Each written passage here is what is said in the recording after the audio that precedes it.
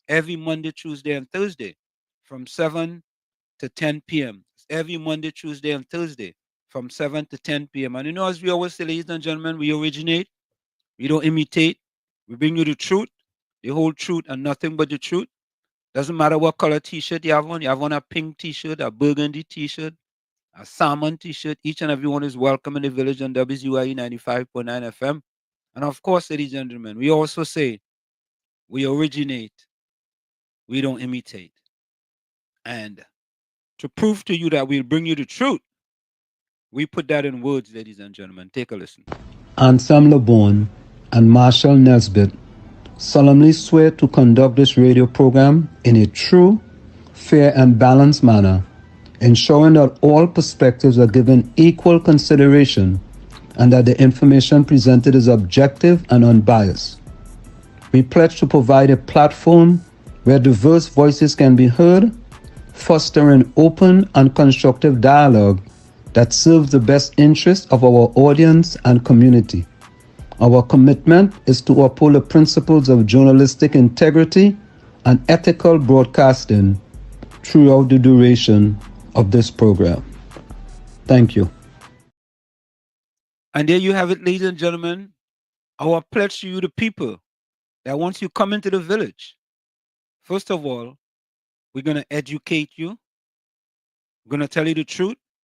We're not going to mislead you like other people do. We have no interest in doing that, ladies and gentlemen. Let me bring in my pal, the young man himself, the one and only, the man that was taken by shock today, boy, shock. Uncle Tommy. Tommy, welcome. Good evening. Good evening to everybody in the village. I wasn't so shocked because I saw all the writing was being presented on the wall for the last, I'll say, months. It has to be months now. We knew that once the 16th of March came, any and everything could happen. And it did happen, fast, rapid, and direct. But Tommy, does anyone know if the Minister of Finance took his oath of office? He did, right? Yeah, that's Gonzalez. No, not Gonzalez. No, Dan Paul. Dan Paul. Vishnu Dan Paul. I think he took his oath of office, right? He did. Yeah, okay. So does he have to be sworn in as a member of the upper house as well? I don't know. I'm asking. Maybe somebody in the chat can tell us. Yeah. Does he have to be sworn in as a member of the upper house? I don't know, folks. I'm just asking. Because it has some people that want to say to me that we think we know everything. And when we don't know, we tell you we don't know. It has some people who don't know that they don't know. And if you tell them that they don't know, they don't want to know. Go ahead, finish it. They don't want to know that they don't know. Correct is right. All the time. Yeah, and if we don't know, we don't admit not knowing because you ask me a question, I don't have the answer. I say I don't know. Somebody in the chat advise us. You know that some people think they're born on the Noah's Ark. You know what I mean? Them man Noah was family. Right. So they know everything. Yeah. But Tommy, I have to admit, I know you were taken by I know you were rattled today by the decision that Yeah. I ain't gonna lie, I was rattled. I mean, I wasn't surprised at all. I expected that. If you remember carefully, when we had that young lady on the show a couple of weeks ago, she predicted the same thing. Which one was that? Oh, the economist or the political scientist, the political analyst. Is Indira was her name? Yeah, Indira Rampasad. Yeah, she made that prediction. Yeah. You know something, Tommy? Maybe as the night goes along, we go call her to get. She had predicted sometime in April. She said that she think that right after the PM demits office, that an election will be called right away. Okay. So yeah, we get. Let's see if she could call. We could call her and get her take on this whole thing. And we will call Bishnu Raghunath too. We go call Dr. Winford James. We call them to see, what is their take on this. You know what I mean? But clearly, when you Um, think about what transpired over the weekend, you saw, you could have seen something like this was coming. mm, That assault on the THA and Farley and Watson, and just clearing out all opponents in Tobago, and um, having what's her name, Miss Sporting Minister, which one is that? Minister of Sport. Or Shamfa Kojo? Yeah. She did a nice little pitch there, trying to show up her voting base or whatever that was. You know Watson, you going up for a seat, right? Did you know that? For West? Huh? For West? He going up for What's up? What's up? Good night, KFC. Mr. Washington, Uncle Tommy, man. Yeah. How you doing, KFC? But I'm trying to get a relief, man. Well, right now today I'm taking in the Kokia station I-95.5. When I hear the news, I run out more than I should on my TV, all kind of things, you know. When they got my ULC flag and all kind of things, and we build worship. Yeah. Worship. What color is that you have on there? I want a yellow t-shirt. Yellow is the code. Yellow is the code, boy. We think about Gordon Joseph and Big George and all of them, boy. Big George sent my message. He said, hey, January election, boy. But Big George, they Tommy, they did a number on we, you know. Of course. They did a number on us, boy. Yeah, boy. All I have to say is that the brilliance is at work. Their brilliance is at work. Yeah, go ahead, KFC. Every time when them the PNM are real moves. Yeah, I'm telling you. You see, rolling make sure and give the money grooving and loving up for him and make sure you get a less shine in the portfolio and you get money for life, you know, 80 something, you know. Yeah, he good. He's set, you know.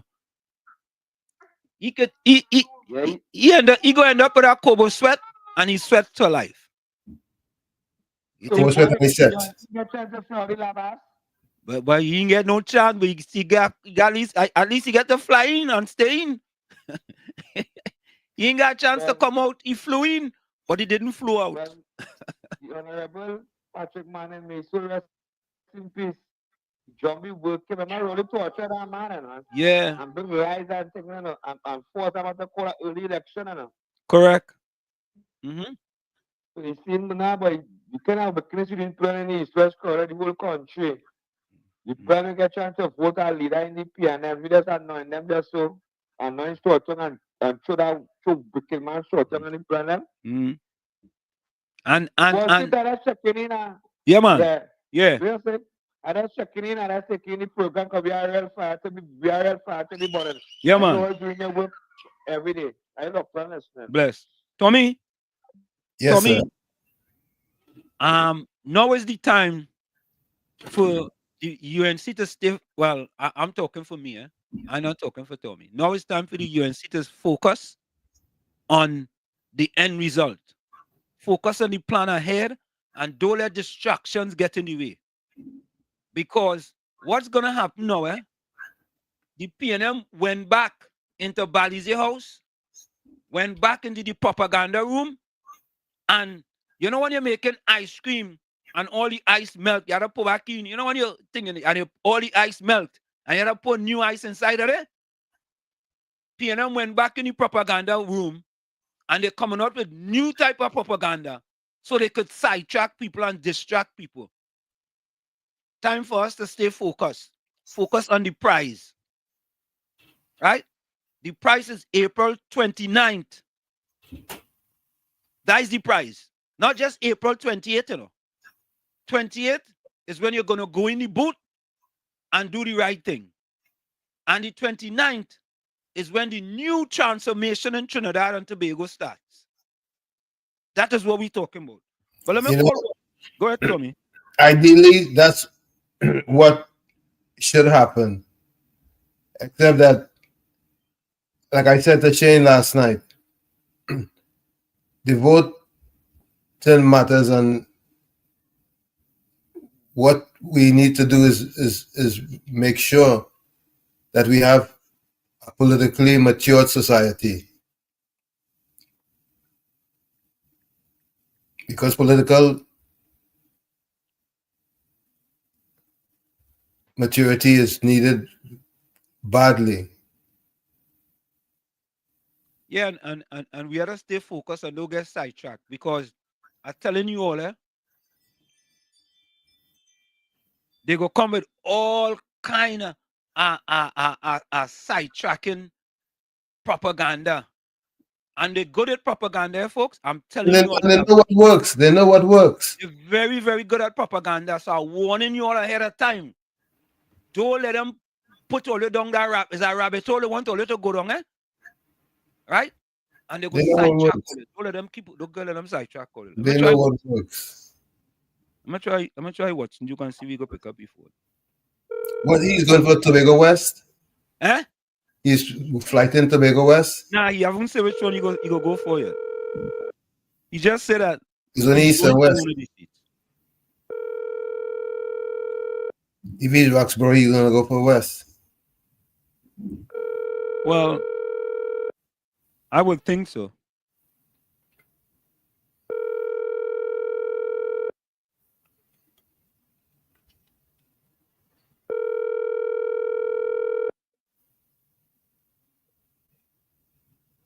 You better have James. The phone didn't ring in yet. It's calling. It didn't ring in yet. And by the way, Miss Atlanta, you promise go and make that call to Mrs. KBB for Dr. Shane Mohammed. You say you're gonna make that call, so make the call, Miss Atlanta. You understand? Inquiring minds want to know, Miss Atlanta. Make that call. No, yes, write letter. Write a letter.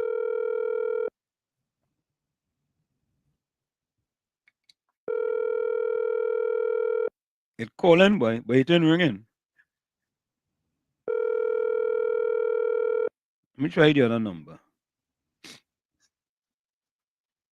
Let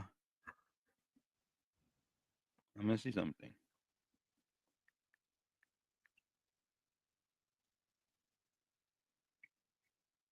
I'm gonna try this one.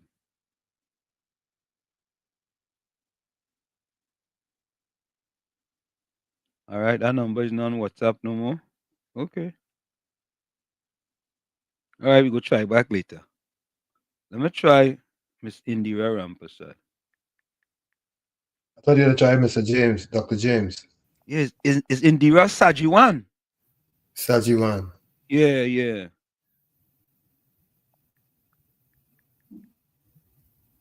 Hold on. Yeah, no, try James too.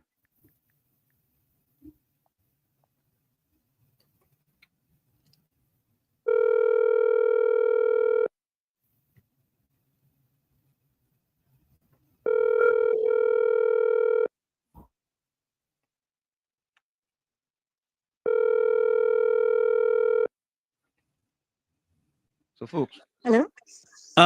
Dr. Indira Sajiwan, welcome. You are live on WZYE 95.9 FM, and we're calling you for a minute. If you have a minute for us to get your take on the announcement of the election on April 28th. You are live on WZYE 95.9 FM here in New York and New Jersey. How are you? Okay, I'm good. Well, I guess as taken aback in some ways by like everybody else, but in some ways not. When you were here, didn't you kind of give us a prediction around this time of April sometime when you were here last? No, actually when I was there, so much was not as it is now that I had thought it would have been a little bit later. But I'm not surprised because I mean we've been hearing for a little while now that is the date. I'm hearing people are saying, oh, but the prime minister was sworn in yesterday and swore in a new cabinet, and now today he calls the election. But we have been hearing about this date now for several weeks, so it certainly appears as if this was all part of the plan. So the real question is, why does a new prime minister come into be sworn in, shuffle the cabinet, and then make changes to the cabinet and then cause the election the very next day? He doesn't give himself or his new team the time to do anything. He simply calls the election. And I think it is that the new prime minister it has taken a risk, but what I see is that there's a risk either way. There's a risk to have called the elections immediately, and in the same way, there would have been a risk to hold on and wait.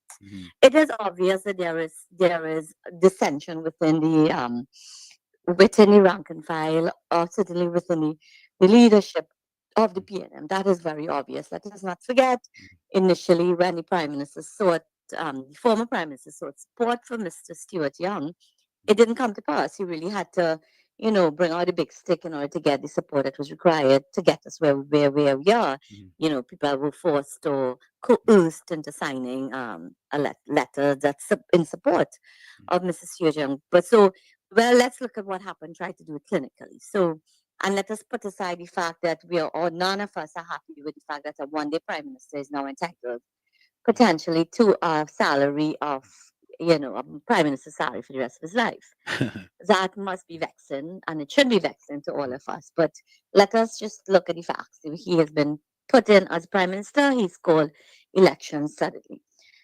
But what he did before that is he changed. He made changes.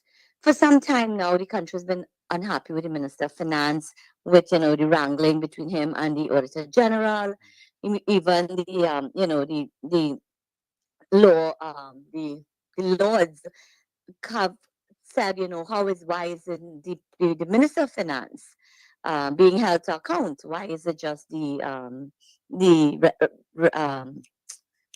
did I say? You know what I'm talking about. Yeah, the Auditor General there and is the that. and The the and Auditor General. Thank you. I had a senior moment, right? So there is unhappiness there. And there's unhappiness even in a state of emergency, home invasion, killing, everything continues unabated. So what he has done, he showed that I will make changes. He made changes. Immediately I will offer, if you one can interpret this to mean I will offer you different people in order to run the country.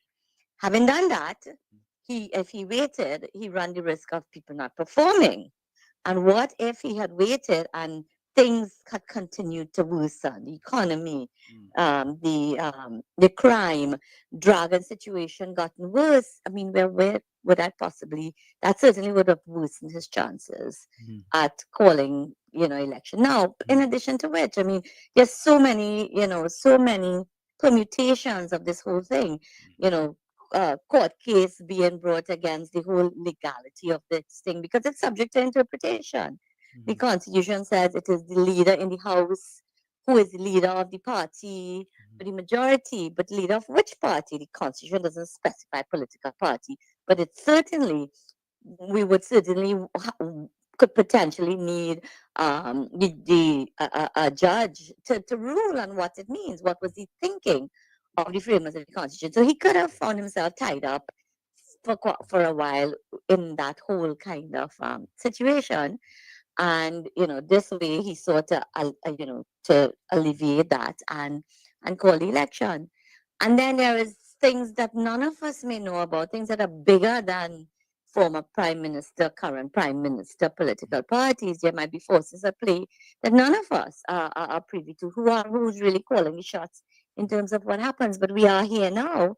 Election has been called, and it is about parties confronting that and putting forward their best feet in order to be able to get the mandate to run the country. In Dr. Sajuan, in your estimation, in Trinidad and Tobago, did they say they have certain palanques, right?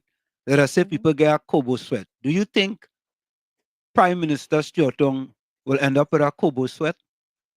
There's a very good possibility that that could happen. Yes. Because there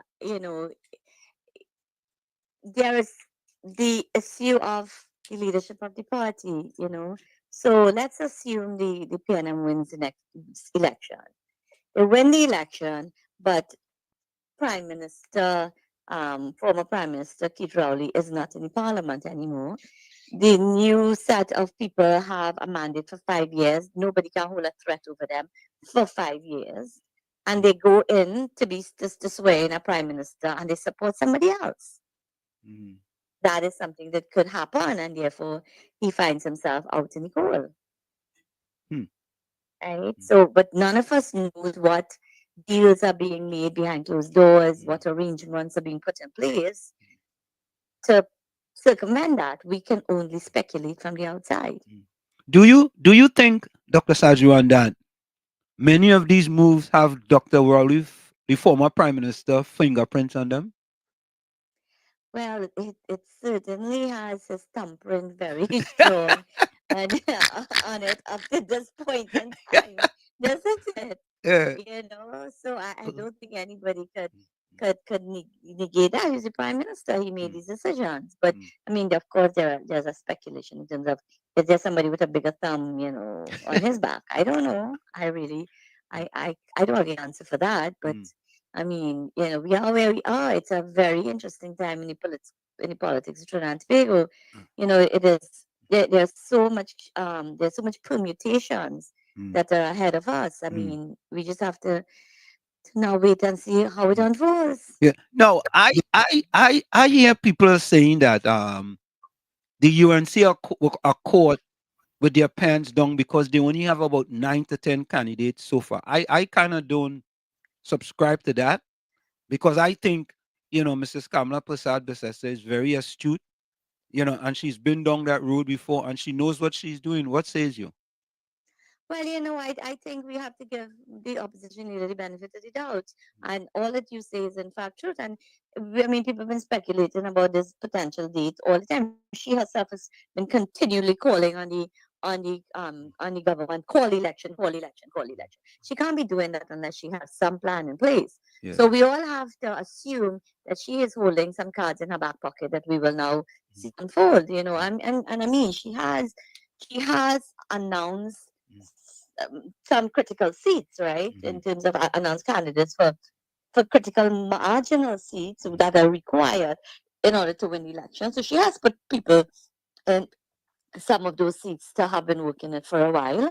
And I mean, it really is mostly the easy one from the UNC perspective that she has to now address. The question is she going with her old slate, or is she off going to give us something new? I guess as you said, she has experience that she will bring to bear in terms of making what is she believes is the right decision, and then come April 29th, we will see whether whether the decision she makes is the right one. If you go ahead, Tommy. Doc, we bring Tobago into focus now. Now, the PNM has been making a bid for Tobago. We saw at the last weekend's horse and pony show. Do you think that they have done enough damage to the existing powers that be in Tobago, in the TPP and Tobago, to make a difference? I will be honest to say that I don't think I'm expert enough on the Tobago, on the Tobago voter. What I know people say who know much better than me is that the Tobago voter is a much different voter. They when they are unhappy with you, that lasts. They don't easily give up that feeling. And but of course, I mean, the current administration hasn't. There has been quite a bit of turmoil even within that. So it is really for us to wait and see. I mean, certainly we know that the UNC has made a decision not to slate candidates and therefore will be banking on the current regime staying in power so that it can then form some kind of alliance if necessary to form government. But the PNM, as usual, we're going alone and we're going strong, and it is, I think now that the bell has been tolled, we just really have to all wait and see how things unfold in both places to be able to make better decisions. We've never had a situation like this in the country. We're all playing best guess. So, as a political analyst at scientist, do you all predict elections? I would say I'm more pseudo political analyst because I'm more an economist, Right, right? right. Okay, correct, correct. Right. But I mean, traditionally, by now we would have had some polls. Interestingly, we have not had any independent polls in the country for a bit. So, obviously people go on that. So people basically go on their experience, their knowledge of how things and their capacity to kind of, predict based on where they see what they see happening. I mean, there's certainly turmoil within the PNM leadership. I do think anybody can say nay to that. The extent to which the current prime minister has a good handle on that is highly questionable. And whether he can sustain, because it really for him it even if the PNM wins the election for him, it is really whether he can somehow manage to hold on to leadership. And the leadership has two elements. It's not just the prime ministership. It is the being the leader of the party. Because okay, so let's say, for example, post election, he is the prime minister, and then come September, you have a party election, and he is not voted in as a political leader. At that point in time, well, sorry, but you gotta go because you no longer have our support. There's so many permutations that could play out right now. So, Dr. Sajuan, And I have to say, if I could just before you ask me, yeah. I want to say though that I think it is unfortunate. It's these kinds of issues that are occupying minds in this election are not issues that are really important. Matters of the economy, matters of crime. What is a plan to take the country forward and assessing parties on the basis of that. That's very interesting because, I have seen some of the issues that the UNC going to address regarding health, regarding crime, regarding the economy, but I haven't seen any from the PNM so far. So I mean, I guess they wait last minute to give the people, so the people don't have time to go and research it and anything else. So whatever they give them, that's what they're gonna go by. Well, on the whole, regardless of which party, unfortunately, in our politics, the political parties, what they go for is sound bites. They present they present what they will do. They present things that they will do that appeals to the masses and appeals to people's baser senses of what they think they need. And it doesn't really appeal to people's logic in terms of affordability, long-term sustainability. But all of these things are very important. Dr. Sajon is interesting, and something just came to my mind. So I saw where from the 2020 PNM manifesto, 42% of the things that they were going to give to the people of Trinidad and Tobago were not completed. 42%. Okay, things that they were going to give to the people. Well, promises that were made during the campaign in 2020. I know, but what I want to say to you is that is a characteristic of this economy. That is always the case, regardless of who is in government. We tend to have that happening because we're not the people who hold governments to account. We do not hold them to account, and that is an unfortunate thing. I mean, let me reference you back to the PP government during the election campaign. campaigned heavily on the issue of constitutional reform, promised to bring changes to the constitution, promised to bring fixed term for prime minister, fixed date for election, right to recall, right to referendum, all sorts of things were campaigned on and never saw the light of day. Because we in Trinidad have very short memories. We put people into office and then we just basically sit back helplessly while they do whatever suits them in the best interest of themselves and a minority, not really the majority. I mean, look at where this country is. The last 9 years has been really hard and difficult, and it has really worsened things. But we didn't get here just in 9 years. We always knew that oil and gas would run out. Not only 10 years ago, we've known it for a very long time. And yet, successive governments, well, of course, the PNM most of all, because they have controlled the purse for the most amount of years since our independence. But they have all failed the country in terms of ensuring this economic diversification. That is meaningful. So last one before you go, in your estimation, do you think it's very important for the remaining, I would say 29 candidates that the UNC is going to put forward, that they are very dynamic and not just the old guard? Oh, absolutely. I've said this repeatedly. I've said this, publicly over and over. So in my view, this has been and still is the UNC's election to lose. It is as simple, in my view, as the UNC presenting the country with a slate of candidates that represents governance, that can be held to the highest level of scrutiny, that where there's no cocoa in the sun with anybody, but that represents governance. You must have to point these people and find easily your Minister of Finance and your Minister of National Security and your Minister of Energy. You must be able to look at the candidate and say, yes, I could see these people governing us effectively because they have the right balance of experience and youth and all of these things that can do it. And I think if the UNC would do that, and maybe that is what the opposition leader is going to do. We all have to wait and see. I mean, it is her call to make, but if she does that, I think she will sweep this election away easily because people are very frustrated. Even diehard people from the ruling party are frustrated with what their lot has been over the last 9 years, and people want something different.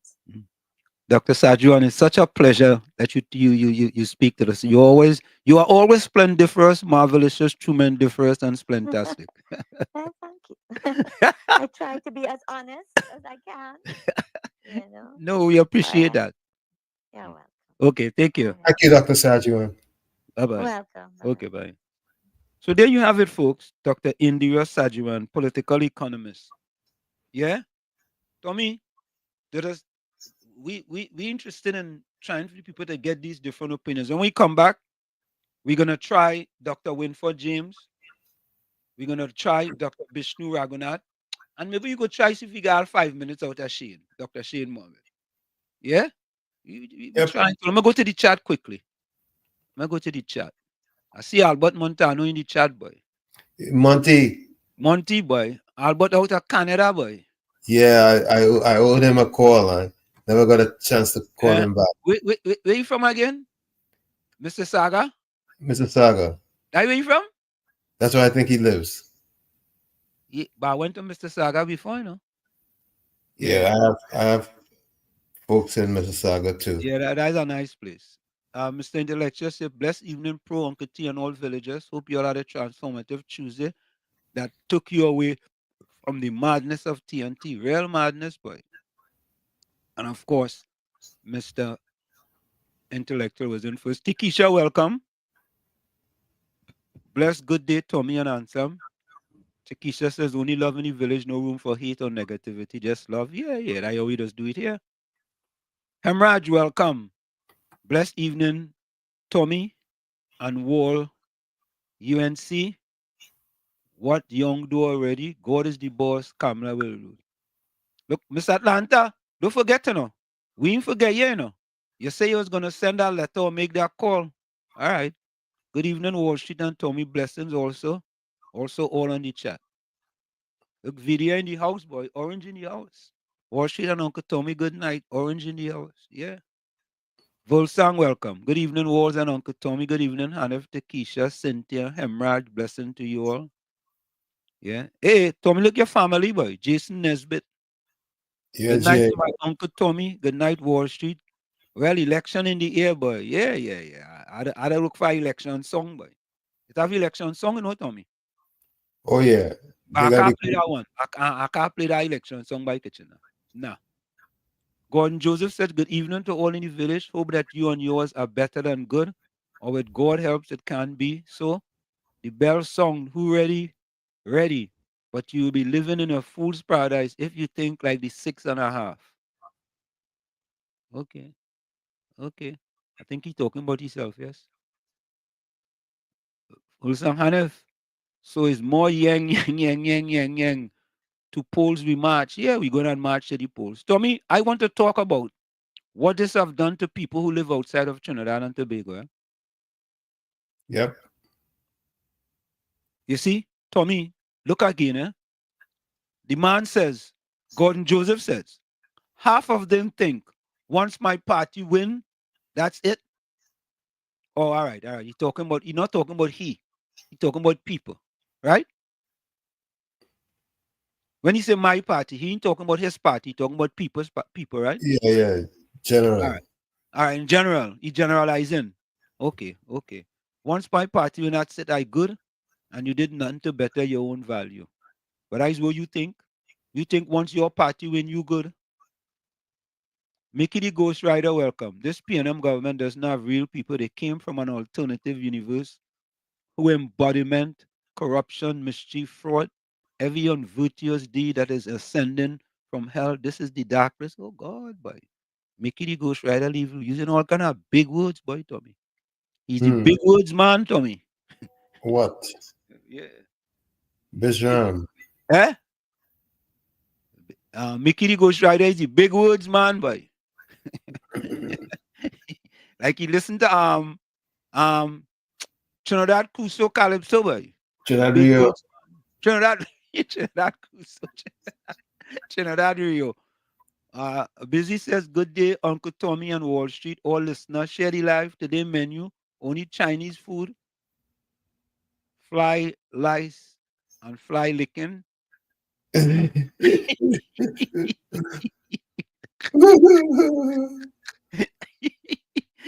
All of a sudden, Bisham is a comedian. Fly lice and fly licking. Oh God! You mean fly licks? You mean fly licks? Word of wisdom. Yeah. Stay away from those people who try to disparage your ambitions. Small minds will always do that, but great minds will give you feelings that you can become great too. Mark Twain. I ain't lying, boy. Busy up your game, you know. Yep. Tommy busy up your game. He up your game. He real up your game, boy. Busy boy? Boy? Yeah, we like that. That's what we like, you know, Tommy. Yep. We want here, when you come in, you up your game, man. You up your game. Don't let them keep it on in the sub-basement. Up your game, man. Raise it. Cool runner. Good night, Wall Street and Tommy. Rowley gifted young big pension. Just imagine that, Tommy. That man can serve less than a month or a month or so as prime minister in the election, fix it for life, you know. Yeah. Mickey the Ghost Rider says Rowley manipulated PNM so he can dominate Stuart Young. He's a yes man for Rowley, who is still the leader undercurrent.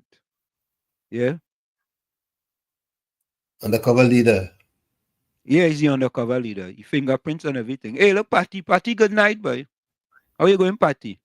Good night, Patty. Good night, Patty. Yeah. Folks, we're gonna take that break. It's In the Village with Uncle Tommy, Professor Wall Street, and you on WZYE 95.9 FM. Don't forget, folks, share the live. WZYE 95.9 FM on Facebook. Subscribe WZYE TV on YouTube. And you can reach us here at 973-868-1444. That's 973-868-1444. My line is down, but remember, share the live, share the live.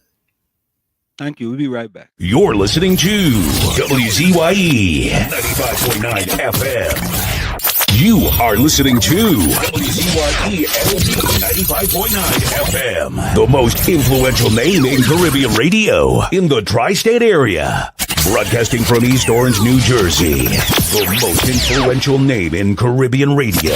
WZYE 95.9 FM.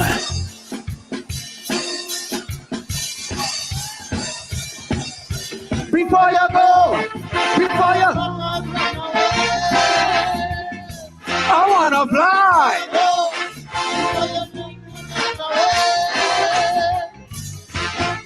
You began in the Senate of opposition and waited your turn. Demanding as your PM giving directions, you studied and learned. You paid attention to Robbie and Dekala, also there all their mistakes. So there is not one excuse that you can make, none that we can take. Cause we give you a turn to ride the DPM1 motor car. You change the whole interior with propaganda, it's smelling strong sour. We gave you 2 turns as PM of this nation, so now it's my real obligation to give you a turn before your resignation. Remember, it's me who call Eric Duffy, we call Chambers on C is yours. It's we who beat Robbie like a Bobali. So if we say you are a bully, don't take it personally. Go tell your friends and your family, it comes with the duty, it's yours. But do not believe that we are afraid to call a donkey a ass or a spade a spade. We will temper you like a show, Dr. Pharaoh. Before you go, before you back and run away, I wonder what penny and then we have to say. Before you go, before you think you tell the world you go lock Caldahat up once you get the vote. You say the buck is going to stop at the TP top when you took your oath. The airport scandal section 24 email gate like a raging bull. You declared war and it took the lead. But since you get your turn, nobody is jail for corruption. Since you get your turn, no members of the opposition in prison. Since you get 2 turns, you promise to set things right. White collar crime you're bound to fight, but is a set apart with no bite. Remember, it's me who call and the racist, we even call him rapist. Send him up, set up in jail till he come out looking real. So if we say your government represents you 1%, where the rich get richer, the poor man in the gutter. But do not believe your powers of Lekato gonna override the power of this council. The ancestors wouldn't allow Dr. Pharaoh. Sing! Before you go, before you back and run away. So much unemployment, but still you raise your pay. Before you go, before you take it away. I remember deceased Patrick Manning named Europe, the Rottweiler, because every car that pass around the corner, you run down the tire. Political battles that came your way, you stood up and fought. And when they came with this slander, I dare you say, you took them to court. So we gave you a turn to guard, protect, defend the treasury. We give you a turn to secure the national security. We give you 2 turns to to be the mastermind. Reduce violence and crime, but murder's at the highest of all time. Remember, it's we who call Manny Trucker. We say he's a piper. That's all. We keep a toss like a louse, kick him out Valley's a house. So if we say you are a puppet, you're lying in your pocket. And you're shining in forehead, you're dreaded and anti-dread. Well, you do not believe because you brought money down. You couldn't do the same to this Calypso land. And then all the other go. Dr. Pharaoh! Say, before you go, well, watch your behavior. Just as what you say. Before you go, before you think you get away. No. After 45 years of public service, you deserve arrest. So you're anointed as you're not too young to try it. Venus, you'll be hearing that your supporters having real problems. Section, they voted for a friendly face to say that they say you failed in your turn to diversify the economy. You failed in your turn to create a real creative industry. You failed with your turn to be a superstar. Legalize marijuana and make Fitzgerald the line minister. Remember, it's we who call Kamala Trunka. She's smoking marijuana. Well, you say what's that? You talk about she kept. No! So if she talk about your father, the young thing that you slaughter. What? Oops, did I mention his $1 million pension?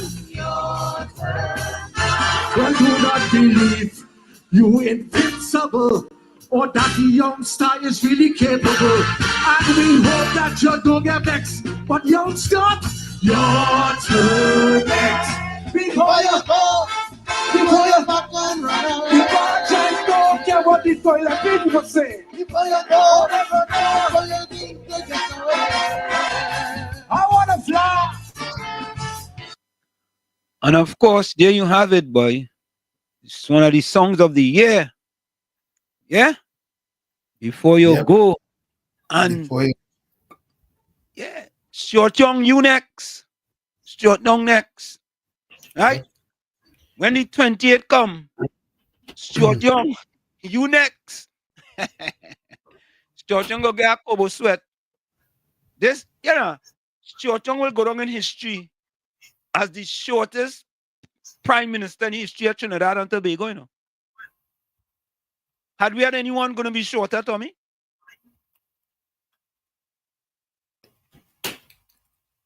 Well, we'll cross that bridge when we get to it.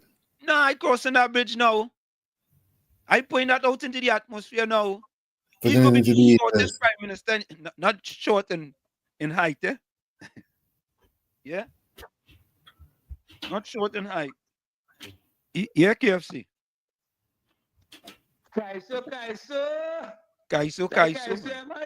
That is Kaiso. Kaiso of the year, correct is right. I want them PNM to hold into toilet paper. I want them toilet paper home, right?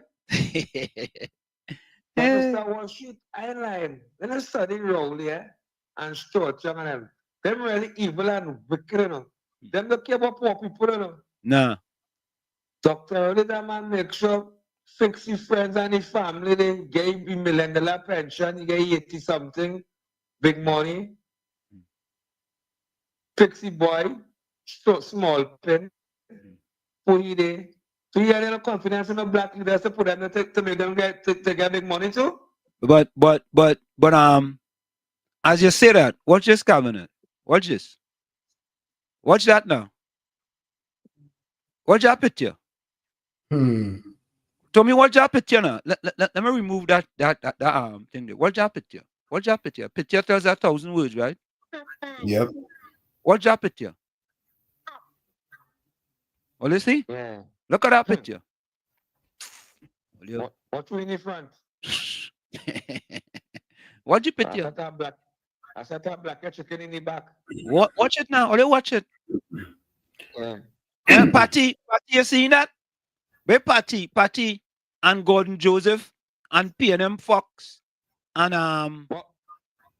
What Mr. Wall Street? With his training yesterday, Juki face color and body. Wicked man who lit wickedness and me for the last 9 years. He raised part. He got more than pension, them to make sure the pension. You know, yesterday he on the Bible. You know, like you were vexed, you know. Or you lost that position there, you know. He should on the Bible. Where the man vexed, man say no longer with the cookie jar again. He had no more the thief again. You see it on the Bible. Where you see the man on the Bible? No, I didn't see it. I see it. Well, Mr. Washington, you know I go on court. You know I wear yellow every day now. I know that. I know that. I wear yellow wig all the kind of thing. I go over them PRM officer. Yeah, bless. COP, welcome. COP. Wall Street and Uncle Tommy. Welcome. Good night. Good evening. Let me say, we Papa, the election bell ring. Yeah. Republic of Trinidad and Tobago. Wall Street, we could clearly see we have a vindictive and deceitful government in power right now. Vindictive and deceitful. Treacherous, conniving, and just misleading the citizens of this country. That picture where now post up over there, I think you should leave it up for a little while. I had no problem with the color. I have problem with the people who support the color. Not even Camille want to look black in that picture. Not even Camille Regis want to look black in that picture. And I want to ask you, black man and black woman, who gets no opportunity under the People's National Movement. That is what you supported.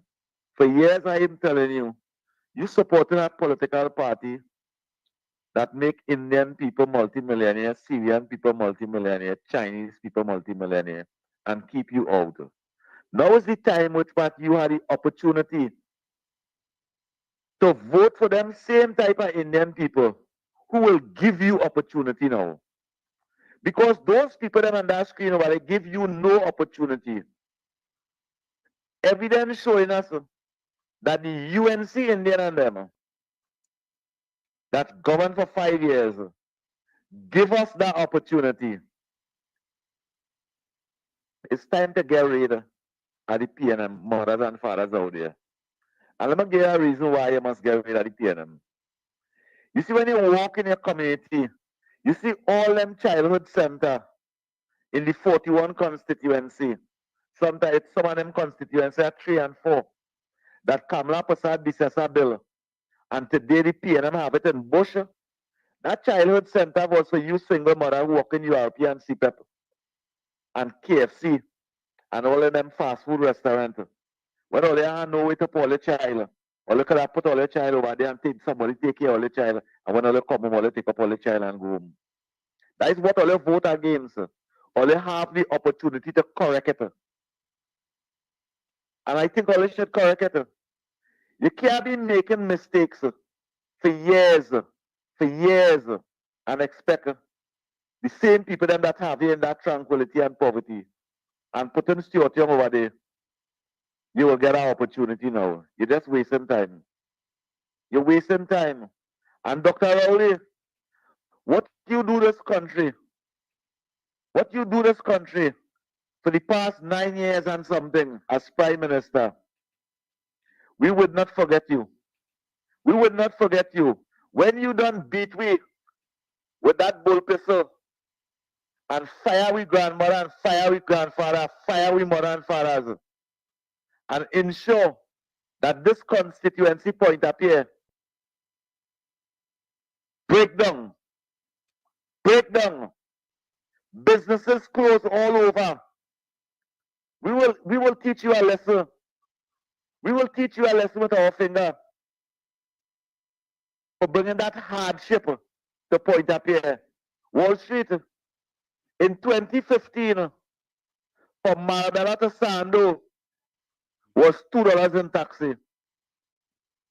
From 2015 to 2025 today is $7. What? Because $7. Because gas gone up 7 times under the People's National Movement. From Sando to Port of Spain was $8. Now today, it is $18 and $20 some of them want to charge you. Dr. Rowley, you bring that hardship on us. And when we win a dollar playway ticket in Trinidad and Tobago, up to the playway, your government tax us. Whilst the People's Partnership and the United National Congress give us the opportunity to achieve in life. You take away the laptop from the children, so that will qualify them and educate them, and you give them marijuana instead. Today you see in all the schools in the Republic of Trinidad and Tobago, children smoking marijuana. That is what you do, Keith Rowley. Whilst you take we money and you make you, your wife, and your family and all your children live a comfortable life. Now is the time we will teach you a lesson. And when we teach you a lesson and we vote you out, I pray to God that the United National Congress and whoever is Prime Minister then hold you accountable. Hold you accountable. You check the price of oil and gas and all them things. COP. From 2010 to 2015. Yeah, COP. I have it up on the screen, you know. Look it up on the screen. Yeah. Under Kamala Prasad processor, premium unleaded was $5.75. Super unleaded was $2.70, and diesel was $1.50. Under Prime Minister Rowley, former Prime Minister Rowley, premium unleaded was $7.75. Super unleaded, $6.97, and diesel, $4.91. And this is pictures that was taken in Trinidad and Tobago. Eh? This is not Wall Street and Uncle Tommy making it up. Eh? You understand? So you are correct. That is the fact, sir. That is the fact, sir. But did he work for us, sir? That evidence that we're seeing over there, remember, Dr. Rowley administration and governance is to make your life better, not their life better. Today, Dr. Rowley's wife and his family, his relative and his cabinet living a life 10 times better than they was living. And we life become 10 times worse. We have to pay tax for everything in this country. You mothers and fathers out there, you have an opportunity to vote out this People's National Movement, this ungrateful and deceitful People's National Movement, and put back the United National Congress, who will repeal that property tax. Just imagine Stuart Young, and they showed the clip yesterday, Stuart Young condemning Kamala Prasad and saying when she come back, she's going to give single mothers $500 for baby grant. They're going to bring back that. Why you wouldn't want somebody to bring back that? Correct. Why does Dr. Rowley must encourage Wall Street is election time, so please forgive me. Why it is Dr. Rowley will encourage administration to hold office, and treat us this way. To treat us this way, Wall Street. To treat us this way, Wall Street. Wall Street have a good night, but try that to just go on there. Yeah, man. Bless. Yeah. So Tommy, it's interesting. I saw this picture and I say, wow, boy, wow. The people that voted for the PNM, most of them is like backbenchers. Yeah? The people who put the PNM in power. And I'm gonna say it over and over, you know. Although don't fool all yourself that any financiers put any party in power, not in Trinidad and Tobago. Right? Not in Trinidad and Tobago. Financiers don't put party in power. Right? Because there's finance both sides of the divide. It's you, the people. And I want to say something, eh? Bitcoin, welcome. Good night, Uncle Tommy and Mr. Wall Street. Good night. You ever see a show called Game of Thrones? Yeah, Game of Thrones. You know there was a episode in that show called The Red Wedding? Yeah, I remember that. Right. That happened to all them parliamentarians that Stuart Young reinstated yesterday. He called them to the Red Wedding yesterday and cut the throat today. Oh God. All of them dead today. And he walked away with $87,000. Easy. That you don't tell me that he and Dr. Rowley hatch up some kind of thing on the back day. Yeah. That looked like a plan well hatched. You know, Bitcoin, I believe Dr. Rowley went into the propaganda room in Balize House with Stuart Young when he was in the prime minister, and them hatched their plan, and they say, yeah, what we go do? We go appoint them and make it look like if it's good, and they appoint them. And then, you know, it's like you get them in one hand and you take it away in the next hand. Exactly. You know? Exactly. That's what they do them. Oh God. Make them go up, they take out picture, they sign up their name. And here, nearly all of them had those ministries before, you know. But he so mama guy them that he get them to go back and reinstate themselves. And there's only 5 ministries he had to put in, you know, or 4. But he make all of them go in there, dress up in a nice dandan, and they rent and promote themselves before they buy a Bible, their Bhagavad Gita, or the other affiliations, and they get the instruments.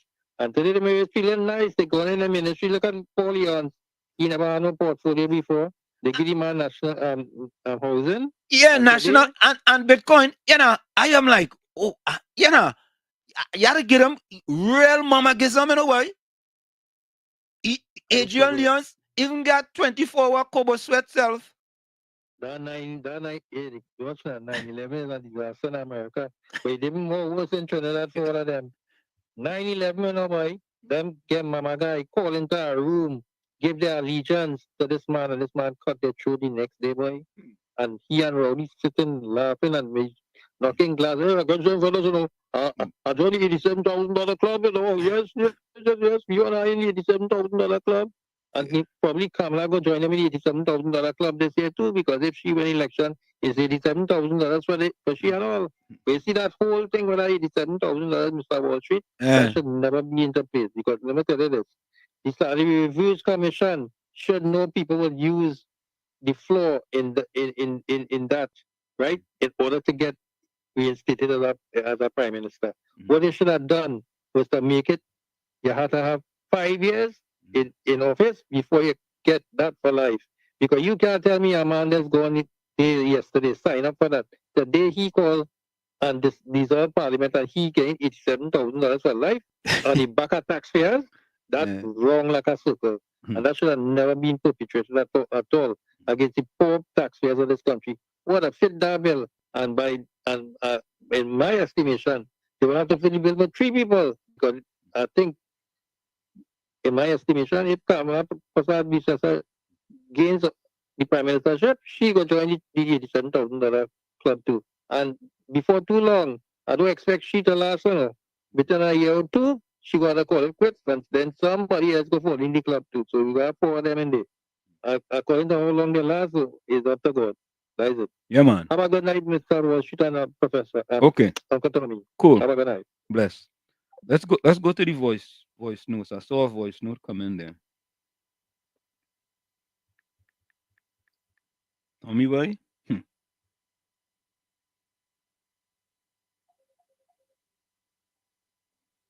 gonna take this voice note. Hold on. Good night, Mr. Washington and Uncle Tommy. Mr. Washington, the election bill has wrong. I want to make a oath that I will. Tommy, you hearing that? Okay, hold on.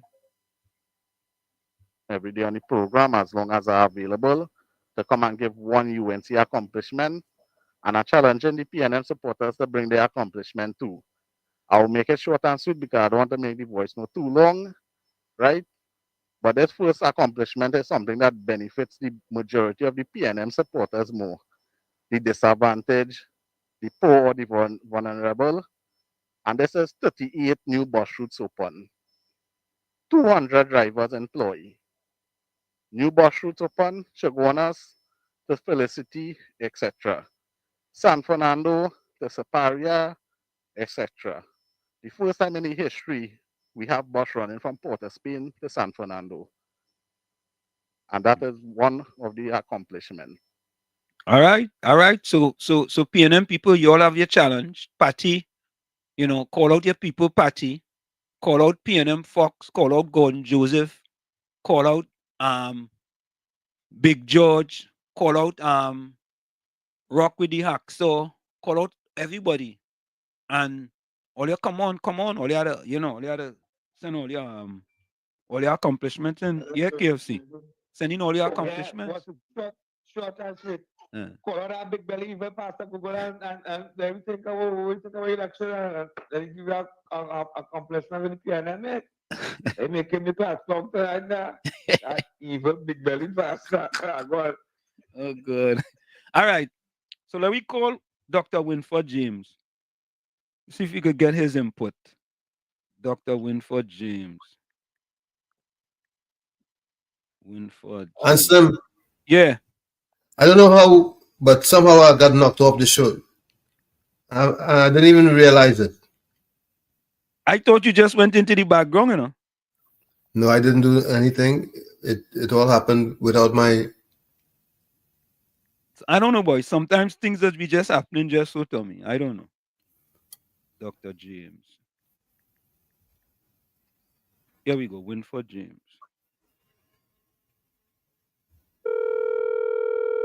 So, folks, we call in political analyst Dr. Winford James.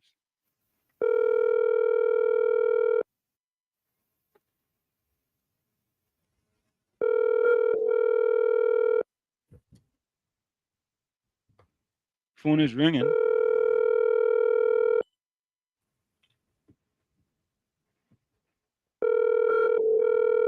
So, folks, we call in Dr. Winford James.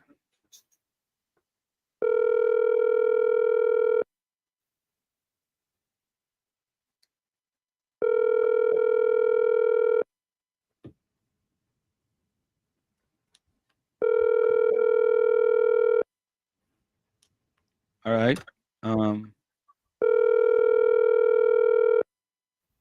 It ringing, but no answer. Let's call Dr. Bishnu Raghunath.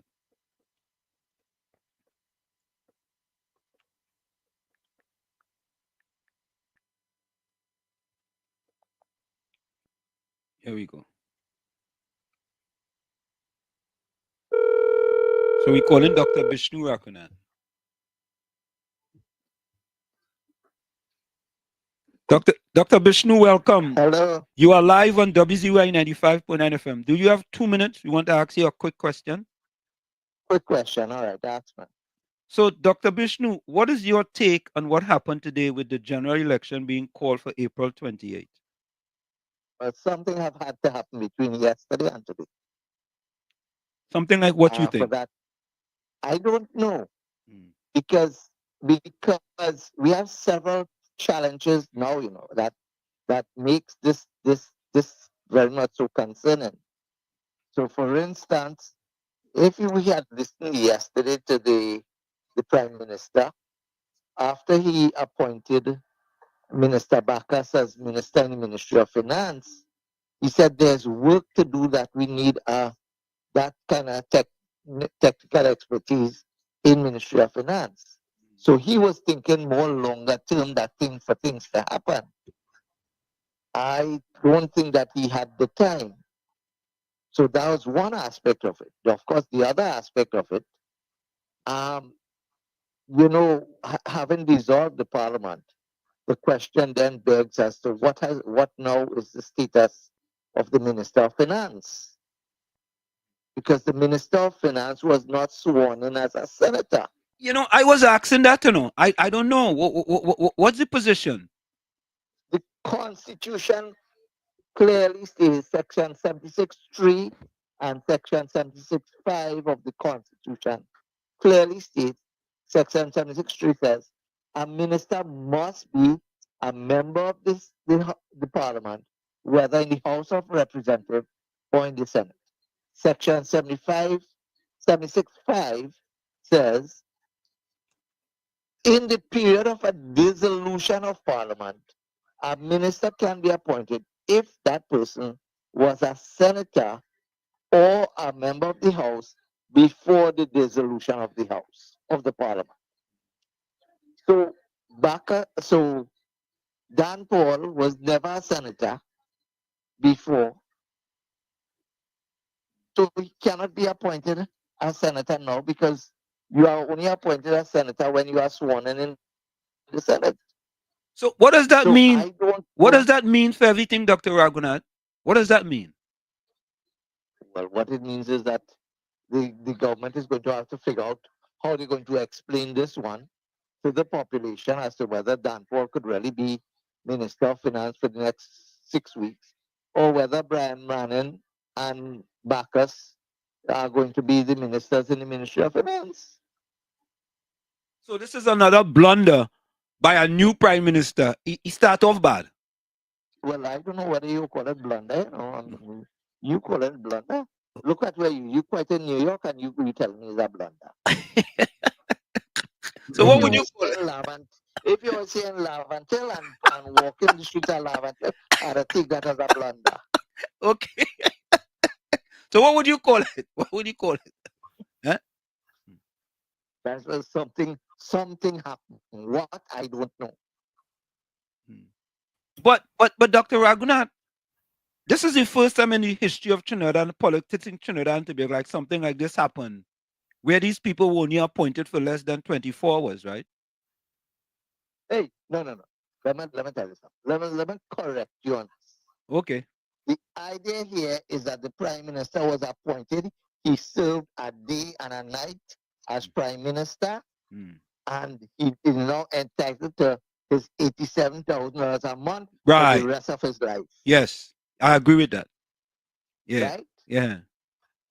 Who don't like it? That's their business. They could lie down by it. Exactly. He getting $87,000 from now till he dead. Can we fix that? Eh? Can we fix that? No, you can't fix that. Or you go fix that? You can't fix that. That's there.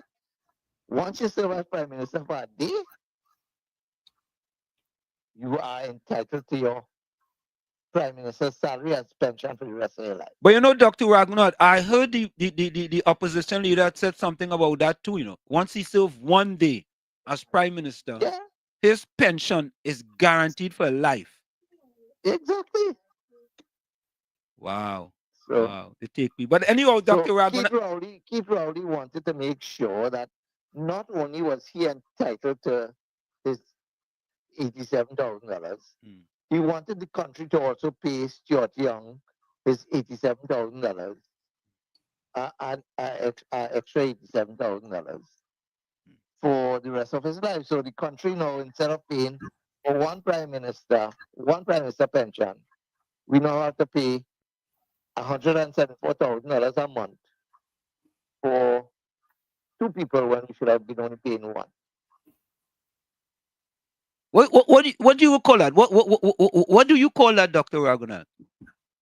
You know, they have a word that is called, I think it's corruption, but I mean, I wouldn't say that. You know, your North American listeners going to vex me for that, but that's the way I put it. You know, you're I mean, I went to somebody today who's a professional who told me this was a 1% government. Right. Who ensure that the 1% continues to scrape the cream out of the top of the milk. And that's what they have done. They have taken everything that they could take. And on the way out, they're still taking. Yeah. Oh, no, I don't know if they're on the way out. So before you go, Dr. Raghunath, I don't know why you didn't come and talk to boy Fitzy in Lavantil and then fix something in Lavantil.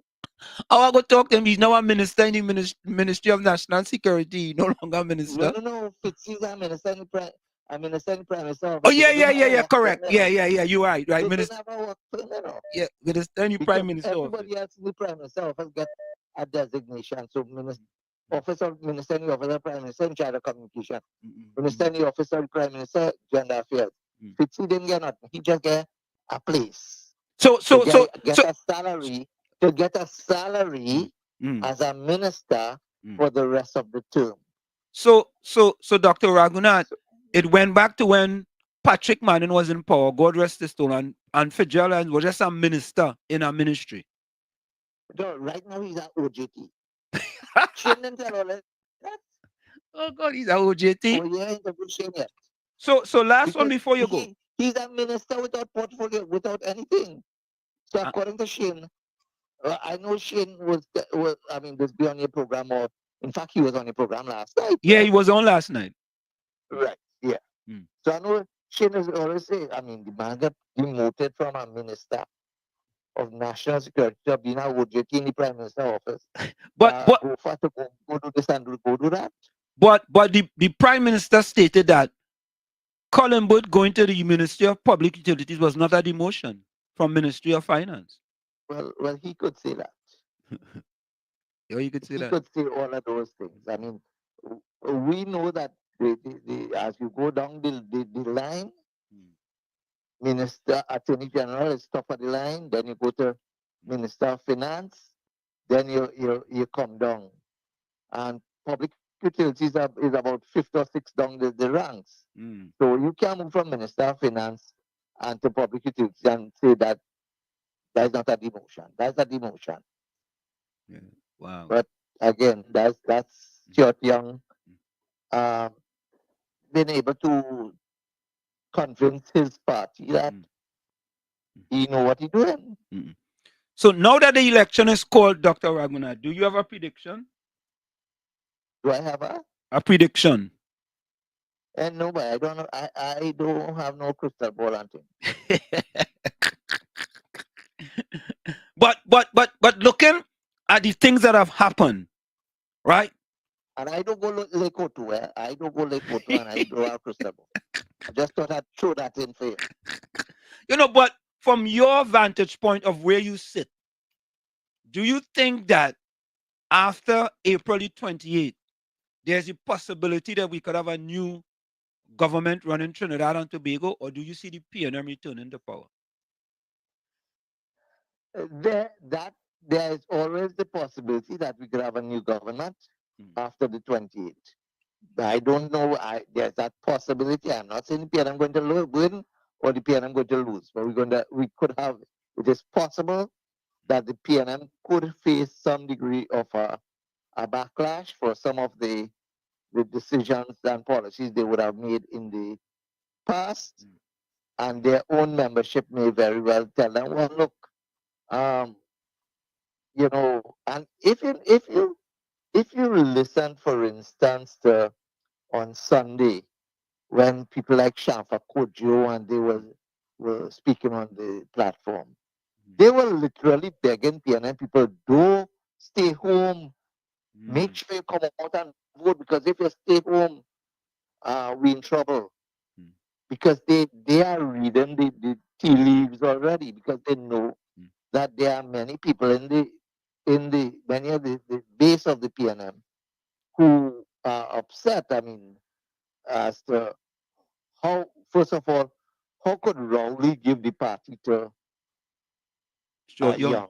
Yeah. And then secondly, now that Young is there, one would have thought that he would have made some critical decisions that would have helped to shore up the PNM base. But I mean, man, I do not. The only. I mean, I'm sorry if the song's racial. It's not racist. It's not racial. The only change he did was simply to bring in an Indian man as a minister, and we're even sure he's a minister now. Correct is right. We show the picture, you know. We show the picture with all of them with Stuart Young in the front. It looks kind of different. That is all. A picture tells 1,000 words, right? But Dr. Raghunath, we want to thank you so much for taking our call. It's always a pleasure. And like I will talk to you all. I'm sure you'll comment sometime later on in the campaign, but We talk later on. All right. Thanks a lot. Bye-bye. All right. Yeah, bye. So that's That's- Dr. Raghunathan. So, Dr. Winford James just called back. Let me see if I could get him again. Let me call him. I mean, we gain all the big political analysts in here, boy. Yeah, I'm glad you get in, James, because Tobago is of concern. Dr. Winford James, you are live on WZYE 95.9 FM. Do you have 2 minutes for us, sir? No, I don't have any time. So I can't come on to 2 minutes. How is that possible? If I come on, it must All right, 2.5 minutes. Yeah? 2.5 minutes. All right, if you insist. So Dr. James, what is your take on the calling of the election on April 28th, 2025? I know it's very, very new, but a lot of people want to hear, what's your take as a political analyst, as one of the top political analysts in Trinidad and Tobago? Well, the date of an election is a discretion of the prime minister, right? And we now have a new prime minister, and he has chosen, so we are told to believe, he has chosen April 28th. It's almost as if he wants us to believe that he just plucked the date out of thin air. But he has had the date for some time. Not only he, but the former prime minister. Something happened between the presentation of the candidates and the call is, of course, the swearing in of Stuart Young as the new prime minister, and of course the calling of the election date. We don't know for sure, but it's all very silly because there's nothing that anybody can do as a minister between now and when is that date again? April 28th. The 28th. On April 28th. There's nothing. And of course, yesterday we heard that there was a reshuffling of cabinet ministers and other ministers. Yes. There was a reshuffling. And at that point, I said, what's the point of that? Just have about 4 months and you are reshuffling cabinets. Why couldn't you just hold on to those that are there? And then the very next day, there is the election called with 41 days to go. So the PNM clearly has been taking us for a ride. I mean, anybody with any common sense will know that you can't do anything in 41 days. And if you hope to win the elections, then you could have waited. Another question that arises, Professor Wall Street, is why did Rosie resign? He didn't have to resign given when the election date has been set. So why did he resign in the first place? He could have waited until he could have called elections himself, and and resigned. When the election date was called, because you'd have had to hold on to office. I think he could have called the election. He didn't have to resign so that Stuart Young should do it. So it's all mama gang, the people of Trinidad and Tobago. Anybody, as I said, a glimmer of intelligence will tell you that there's no point putting Marvin Gonzalez in the Ministry of National Security. There's no point putting Camille Regis Robinson as Attorney General. Attorney General, and all the other appointments. And so now they will have just a few days in office. They hold on to the office until just have a few days in office. But whether it was a surprise to me? Well, I didn't expect it coming after the swearing in of the candidates at Woodford Square. The presentation and the swearing in of the ministers, including, of course, the Prime Minister. So that's what I can tell you at this point in time. I don't know if you have any specific question you'd like Doc, I'm asking a question as to last weekend's horse and pony show in Tobago and the attempt to flatten the TPP and Mr. Duke. What do you think? Again, sorry, say again. Ask your question again. There was a horse and pony show at some airport in Tobago over the weekend, and It's one airport, you know, yes, but there was a P&M show actually. yes, and there was also an attempt to flatten the TPP and Mr. Duke.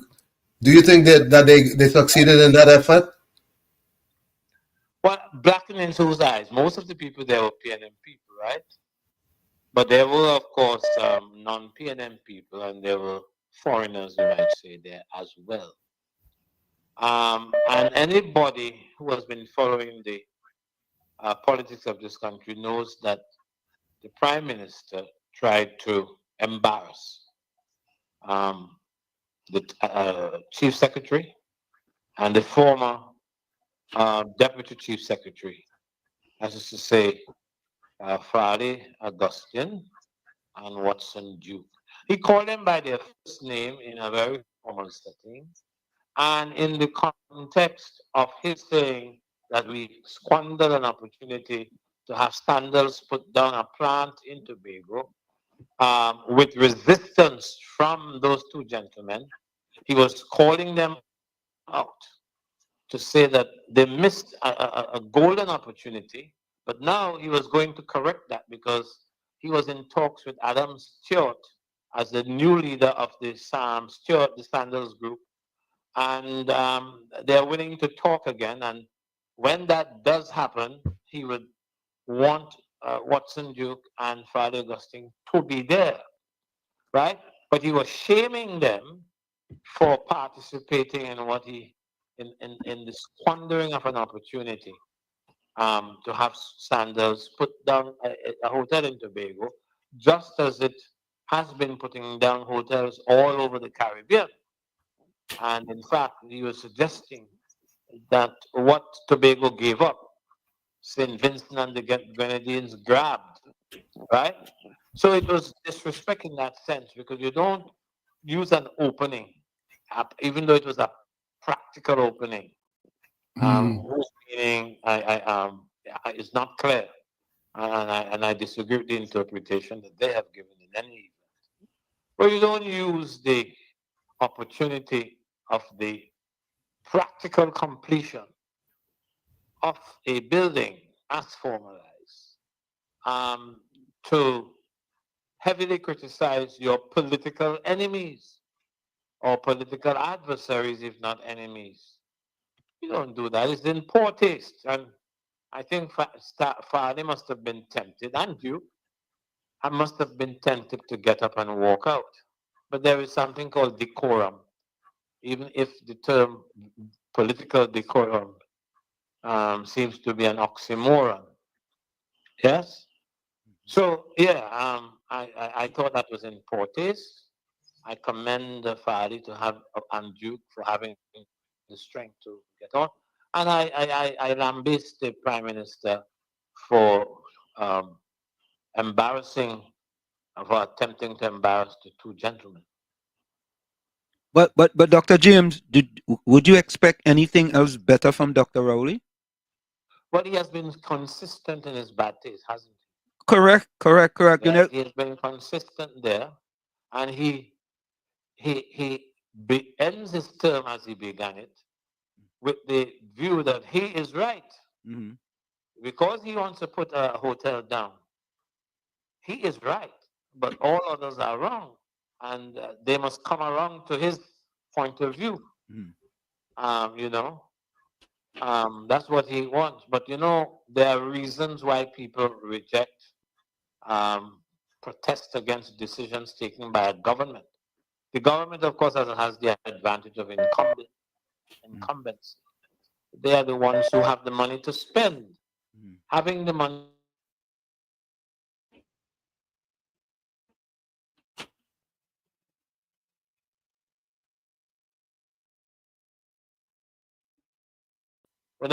in defending the building, the construction of a Sandals hotel in Tobago, he gave the impression, well, he did not, in fact, he avoided talking about the reasons why the protesters in Tobago protested. He didn't talk about their environment, their ecology, or anything of that kind. What he was concerned about is that other people across the Caribbean saw an opportunity which they laid hold of with both hands, whereas people in Tobago, who according to the Prime Minister had nothing to say, still said it. And in fact, he was suggesting that, no, he actually said it. It's a golden opportunity. I mean, silence can be golden. And that was a case in which Watson Duke and Friday Augustine should have held their peace, right? It's almost as if democracy doesn't matter. What matters is Prime Minister Keith Rowley wanted Sandals to put that thing down, and the people in Tobago protested, should not have protested, they should have accepted, they should have come around to thinking that this is an opportunity for the island of Trinidad and the island of Tobago and the country of Trinidad and Tobago, and they let that opportunity pass. But where is the democracy in such an approach? Correct. No, he avoided that completely. And I thought that that was in poor taste, and I don't know how Farley would respond, but it doesn't seem to me that the Prime Minister is automatically wrong. Right. In fact, I would say when a Prime Minister is going one way, you should go the other way. Until, of course, democracy suggests and is used to suggest that this is the Prime Minister's way is the way to go. Dr. James, will you be making a prediction with respect to the April 28th general election? No, not at this time yet. The campaign has to start in earnest. I have to see how the parties are acquitting themselves, how the different candidates, especially in seats that are marginal. I have to see how that is going. Yes. There are some seats, of course, that are incontestable, where the people who own them, for whom they voted, have large margins of victory over the years. Those are safe. It's in the marginal seats we have to pay attention as to what will happen there. Okay, but that depends on an articulation by both parties in those constituencies, an articulation that is convincing to those who are sitting on the fence, and those who are disenchanted by what the PNM has done over the last 10 years, especially the last 5. How those people will react. Seems to me it's a little bit premature for us to be talking prediction at this point in time. I am in no hurry to demonstrate my predictive abilities. There is enough time for me to do this, but I will have better factual bases on which to construct my predictions. So, Dr. James, I was asked to ask you this. Now, I'm not sure if you're aware that. What I would intervene to say is that you have always had difficulty measuring time.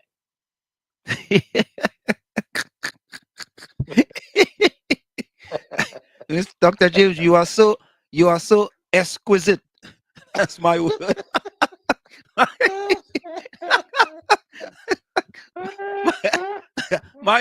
my words. Yes, of course. Right. I like the choice of exquisite. Yeah.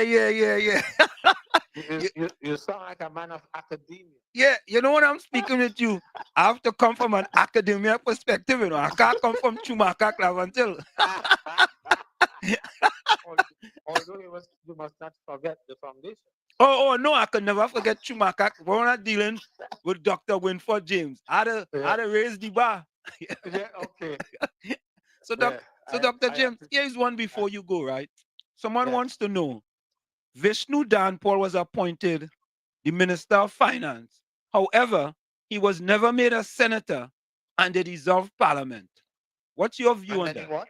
Then they dissolve Parliament. Parliament is dissolved because they call a general election. But Vishnu Danpal was never a senator, but he was the Minister of Finance. How does that? What's your view on that? Just from an overall perspective, that he was never made a senator. That's an interesting one, you know. Yeah. What you are suggesting is that if you are going to be a minister, yeah, without facing the polls, so right, you have to be first be a senator. Correct. I don't know if he was made a senator before he was before he took up the office of finance minister. He may have, you know. It's just that we don't know or we haven't asked. But I don't know that you can just pick up somebody and just make him a senator without they are facing the polls. So I'm assuming the right things were done. And he's not minister unless and until he is made a senator. But I thought you had to you had to become a senator first before you could become a minister. So I am assuming that was done. Okay. That's what I'm saying. Okay. But it's just that you can't function. You can't function in the office of Minister of Finance except you become a senator if you have not faced the polls. So maybe nothing is wrong there. It's just that perhaps we didn't pay attention. You know, yeah, Dr. James, before you go, I said before you go.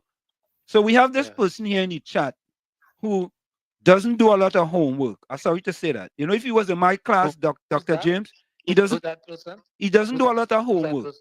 If he was in my class, he would have got an F minus. So hear what he says. But who are you talking about? No, don't worry about it. Listen to this. Someone in the chat. All right. Yeah.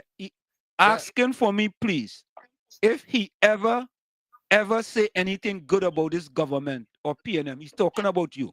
If you ever say anything good about this government or the PNM. Many times I have, and I've written about the government. I have shared licks, and there are a few occasions on which I agree with Dr. Rowley.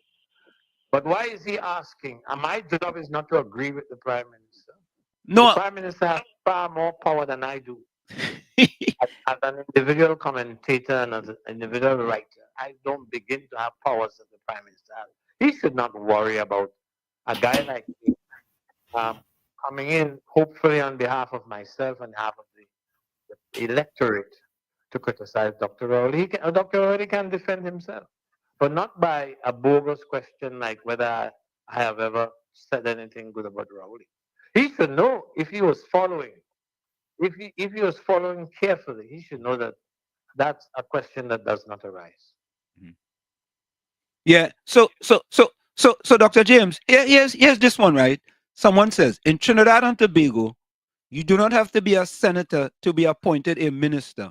If you did not, listen to this. Listen to this. In Trinidad and Tobago, you do not have to be a senator to be appointed a minister if you did not face the polls. As ministers can be appointed from either the House of Representatives or Senate. So this person is saying you don't have to be a senator. Is that accurate? Well, if I understand what he's saying, I'm not sure I understand as he's reported. I am saying to you that a fella who has faced the poll, he becomes a member of the lower house, a member of parliament, right? Right. And he can be a member there without being appointed a minister. Correct. The fact that he is a MP doesn't mean that he has to be a minister. But in order for you to get into the parliament and then appointed, because the guys who are MPs can get appointed as ministers, as I just said. Yes. But if you did not face the polls and you are to be made a minister, it would seem to me that first of all you have to be in the parliament. Correct. And in the parliament, he cannot be a member of the lower house. He has to be a member of the higher house. Mm-hmm. So he must be a senator before he can take up the position of minister. Correct. So if have I missed anything that he said? No, Because no, you didn't miss anything. He missed a lot. He just, this person, don't forget, we know our people in the chat here. He have a tendency to miss a lot. He tried out for the West Indies cricket team and they bowled him 6 balls. He's not at liberty to misrepresent what I am saying. No. Right. You know what it is, Dr. James? He tried out for the Trinidad cricket team and they bowled him 6 balls and he missed all of them.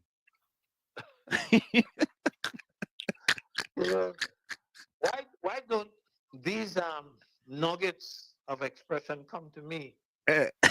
One that you just use there. I am always unfortunate to be the recipient. No, because I have had the honor of growing up in Chumaka, Clavantil, and as a little boy growing up in Chumaka, I always had to be very witty. Yes. Very, very witty in order to get tuna to survive. Yes. It's a survival mechanism. Correct is right. So I used to, in order for me to survive, I had to think quick on my feet. Well, right. I was bare feet most of the time, so I had to think quick on my bare feet. Are you a tall man, No, some people say I'm 5'9.5". Because if you are short, you could be a victim. No, correct is right, I was growing up in Chumaka, I was very short, very small, and I had to able to defend myself with my mouth. That's correct. Because I couldn't defend it otherwise. But Dr. James, we said let's make sure the young man understands that the Prime Minister cannot appoint him or appoint that guy for me. Dan Paul? Yes, unless he's a senator. Unless he's in the parliament. Correct. And in order to be in the parliament, you have to either win an election or be appointed as a senator. Mm. When that has happened, you can be made a minister. So that may have happened, all of that may have happened without all specifically knowing that it has occurred. Right? So, Dr. James, we want to thank you so much for giving us more than 5 minutes, and we appreciate it. Any closing words before you go?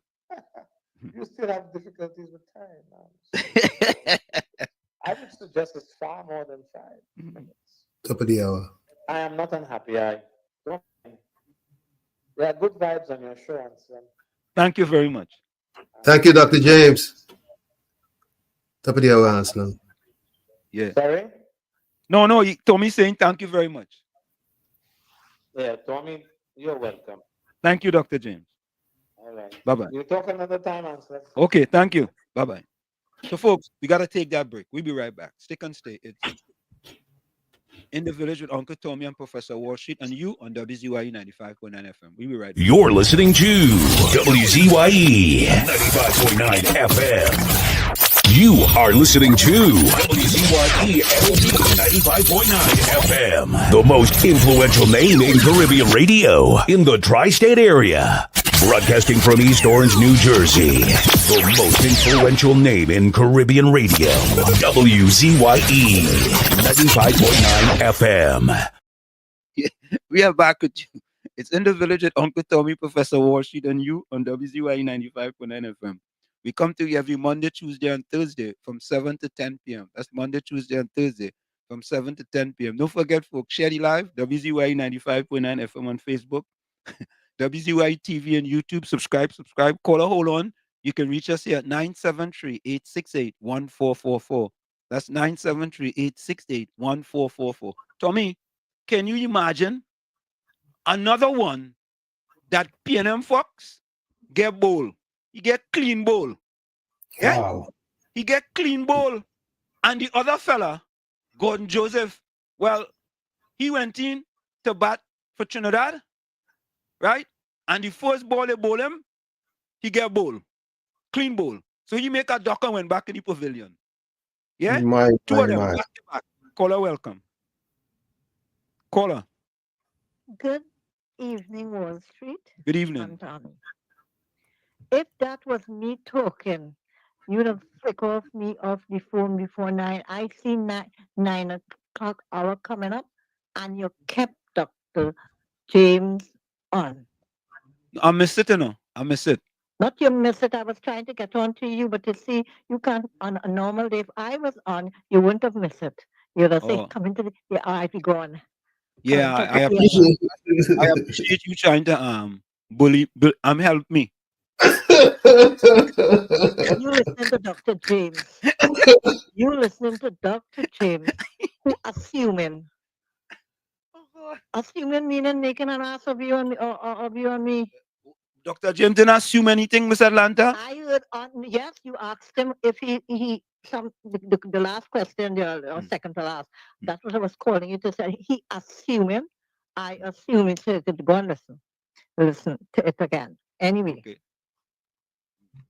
I don't know why Wall Street. You had me the last how many hours you're on talking about dead people. You talking all there would be a new prime minister, a new attorney general, a new everything after the 28th.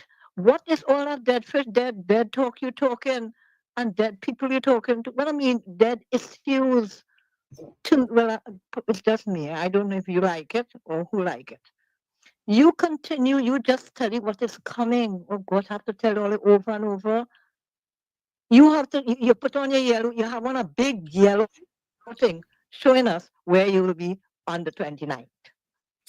Right? You have big yellow on it, it's potent yellow, but you're talking red. The amount of Kool-Aid I drink, red Kool-Aid I drink for the night listening to you. But you're sporting a yellow. Don't you realize what all will be none Oh my. red? 28th. So who there, who not there, who come in, who ain't come in, who take this, who gone with their wife, who say bye-bye, would be nothing. You are talking about policy. I ain't see a yellow come up more on your jersey. I ain't see a person you bring up to say, let us get that so and so take on this. Who? Why? You want me call a yellow person? That's what you want me do? When I tell you, you have a Balizeta banker. That is so true, and you don't want to believe it. You have one a yellow and it's spitting out red. Okay. All you talk, everybody you bring up, you have to talk about and this and Rowley and what you think is in there. And do you think so? Why are you thinking on these people? Why are you thinking? You have to think yellow and go forth. All right. Thanks, Miss Atlanta. Don't say thanks, so you have to apologize. Thanks for bullying me. For having James on after 9. I'm not taking that, huh? I'm gonna call. That's why. Could I call Dr. Shane Mohammed now? What is that? Could I call No, Dr. Shane? I know because that's what I was calling to tell you something. But you see, that is null and void. It's after 9. Oh, okay. Thank you. You apologizing? I waiting here. You can't send me off. You didn't send off James. That's why I stayed. But what you want me apologize for wearing yellow? I am staying for my 5 minutes. Okay? No, but you had, like James. You had 4:59, you know. What? You had 4:59. You're over 5 minutes now. No. I check in. I staying for my 10 minutes then. Okay? Tell me how long I have to go. Yeah, 4:49 now. You see 5 Wall Street. I am disappointed in you, but I will speak after. Okay. We will speak behind closed doors. Okay? Thank you very much. Bye-bye. Oh God, Tommy boy, Tommy you even bail me out, boy. I can't touch that. I can't touch her. She's on fire. Yeah, but oh God, boy, licks for so, boy. Mickey the Ghost Rider says, "Sir, you are always in Dr. James. Sir, you are always inconsistent in your views with the political arena." I don't know, but Mickey the Ghost Rider does go off into the. Good evening, Mr. Yeah, Hanson. Good evening, Mr. Tommy. Yeah, go ahead. Good evening. Yeah, good evening, Mr. Hanson. Good evening, Mr. Tommy. Good evening to all the callers, all the texts, everybody. Life happy to see you here on a Tuesday. So, well, Mr. Hanson, Mr. Tommy, you Yes. mentioned the call, and we knew it was coming. Yep. Because we knew with that, I didn't even know that we were shuffle or reshuffle. And with that reshuffle, you could tell if they give them 6 months, it'll be a catastrophe. So instead of they going through that, call election and dissolve parliament, so they had nothing under the belt now. So they're trying now to see if they can start on a clean slate. You know? Mr. Hanson, Mr. Tommy, you see, we living outside here. And we don't know the hardship people facing in Trinidad. Only I see it when I went home the beginning of this year. And I see how much people outside asking for something, how much people hustling out of water, how much people hustling small things. Hustling penny cool, hustling this. That's what people end up in this day and age, hustling out on the street, men, women, children, and which is wrong. And now we have an opportunity now to dip behind in the ink to see if we could save the future of Trinidad. You know, you and Mr. Lantares have all a back and forth. But Mr. Lanta, I was there, Mr. Anselm could have support the PNM still, it doesn't matter to me, But all I appreciate from Mr. Anselm, he called out a speed for a speed.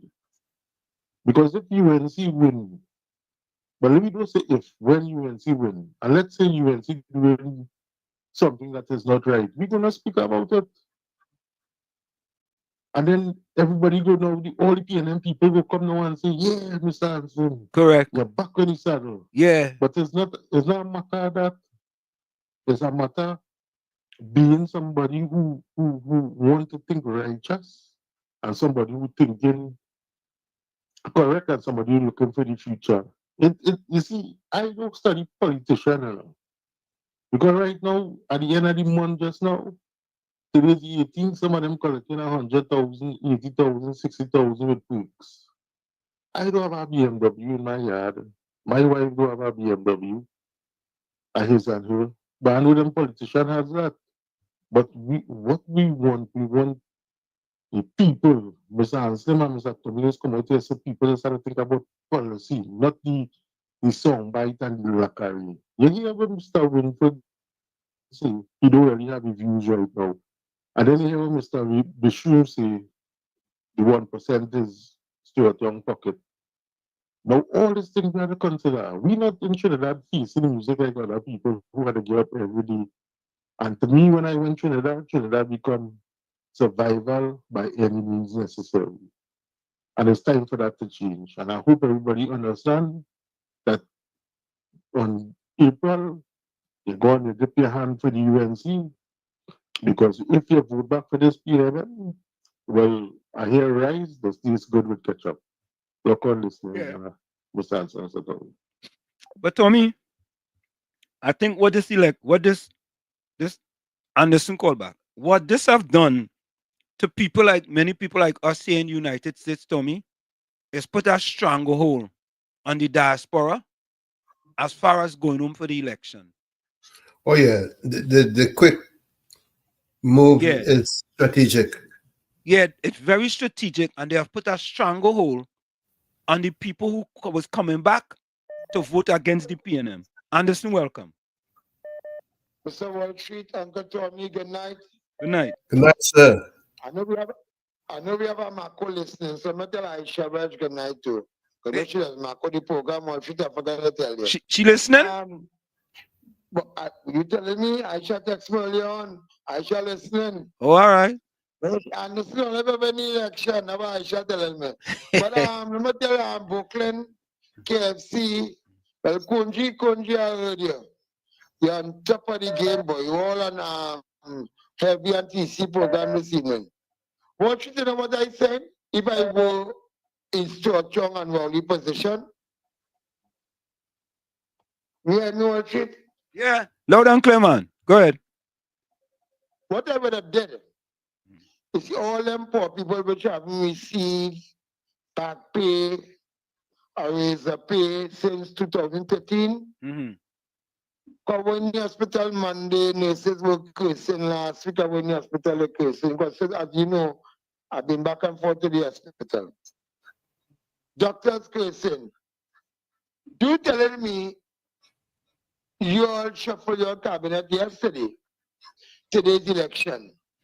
What about the poor people, the nurses, the doctors, the MTS workers, the police officers, the prison officers who haven't received, the firemen, the soldiers? I think the soldiers get some 4%.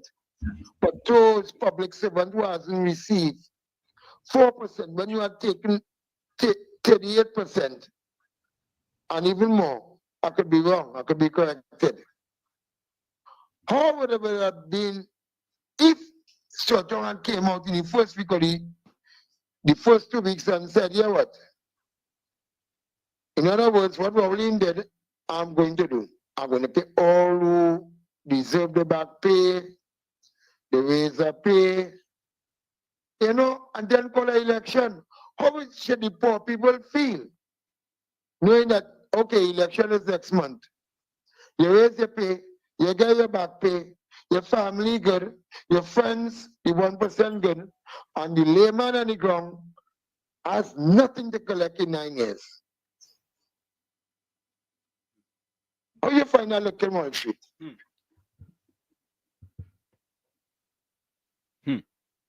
Go ahead. Talk the talk. No, but on your side, how you find the luck? Well, Anderson, you know you know the deal, you know. You know what the deal is. You know? I think the PNM had made a big mistake. And I feel it for nobody else. But Anderson, you know, many of us wanted them to call the election and the election bell ring. Now everybody is saying, we only just call election and we waiting on you. right. So now that it's called, the people have to do what they're supposed to get rid of the PNM. It's simple like that. So all the reshuffling, all the mama guy and everything, new prime minister, everything. Why didn't just call the election and then? No, I ain't gonna do that. I think he should have called the election and done. Well, the PNM is looking at its worst right now. At its worst. I think this is time for the opposition leader, opposition MPs, not to come up with a plan B, no, but to move forward in full force, hit the gong as never. It is too late. A month is plenty. A month is plenty. Now they Anderson, they have it under control, you know. They have it under control. They have it under control? Yeah. Kamla Prasad Business and them know what they're doing. You know, they are expertise at this. Don't worry yourself. My lady Jillian John, very educated. She knows the ground. I think with a lady like Jillian John, you know, but Kamla Prasad says, Dr. Munilal, and others, the Wade Mark, the Anil Roberts. I think they should bring home this election. No, not yet think they will. They will bring it home. Yeah. Yeah, because we saw it twice with Patrick Manning with a snap election. And they were defeated.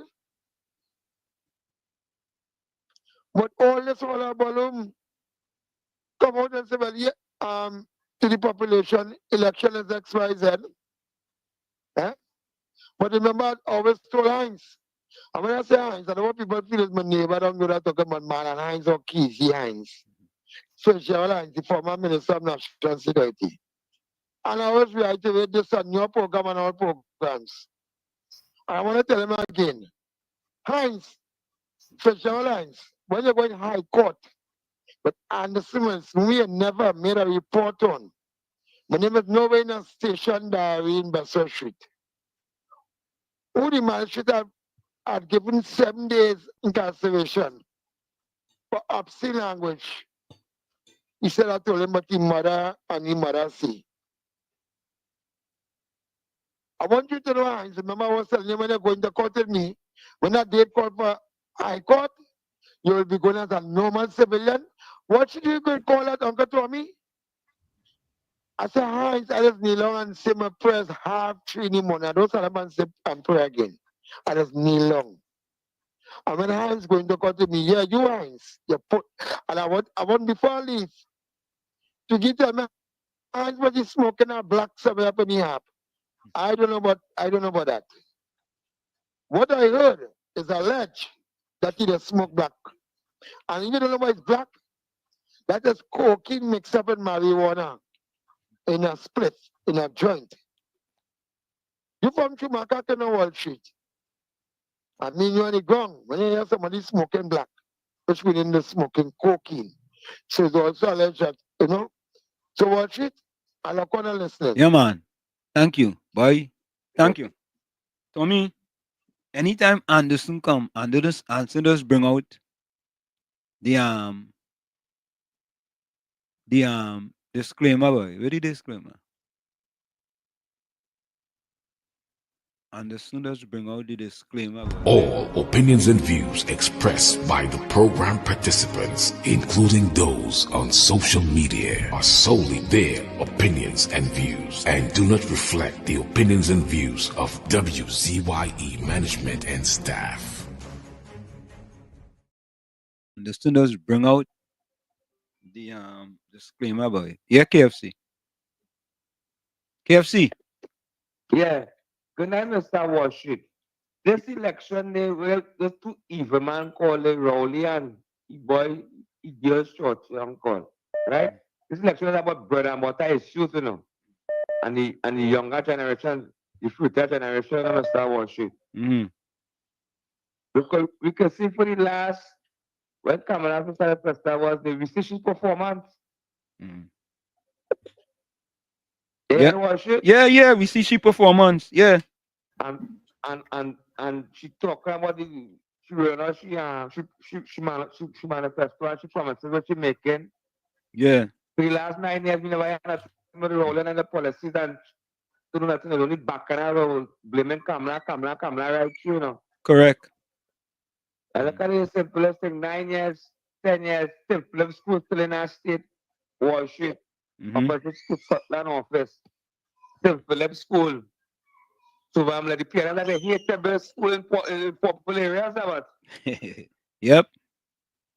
They ain't like that. I want to tell Keith Scotland, stop going on in Silas and environments and promising the plan them all cap mobilize and bring things to the plan them. We're not voting on that. Take what from them all and vote them out. Put up a pin with the life, Mr. Worship. Why should they even get time for the travel to come and vote by? Correct is right, man. Correct. Let me take this next call, KFC. Yeah, man. Bless. Yeah. Caller, welcome. Caller, hold on. Caller, Tommy. PNM Fox. Who didn't even know about the relationship between a senator, a MP, and a minister? Talking about when Kunji call, we must play the disclaimer too. Caller, welcome. Thank you very much. Good evening again. Good evening. Right. This is Gordon Bernard Maloney, who, when gets the opportunity, will say what he understands to be truth and will never lie. However, in doing so, he may make a mistake, and if it is brought to his attention, he will address it. Caller, all right? Caller, are you a supporter of the PNM? The good that they do, yes. No. Caller, I'm asking you a straight. Because, man, wait. Yeah, what it is. You said, you indicated that you are neutral, and in other instances, you said you are a supporter of the PNM. So I just want to clarify. Are you neutral or are you a supporter of the PNM? Things, the good that they do, I support them on those things. The things that, in my opinion, that are not good, not best, I do not support them in those things.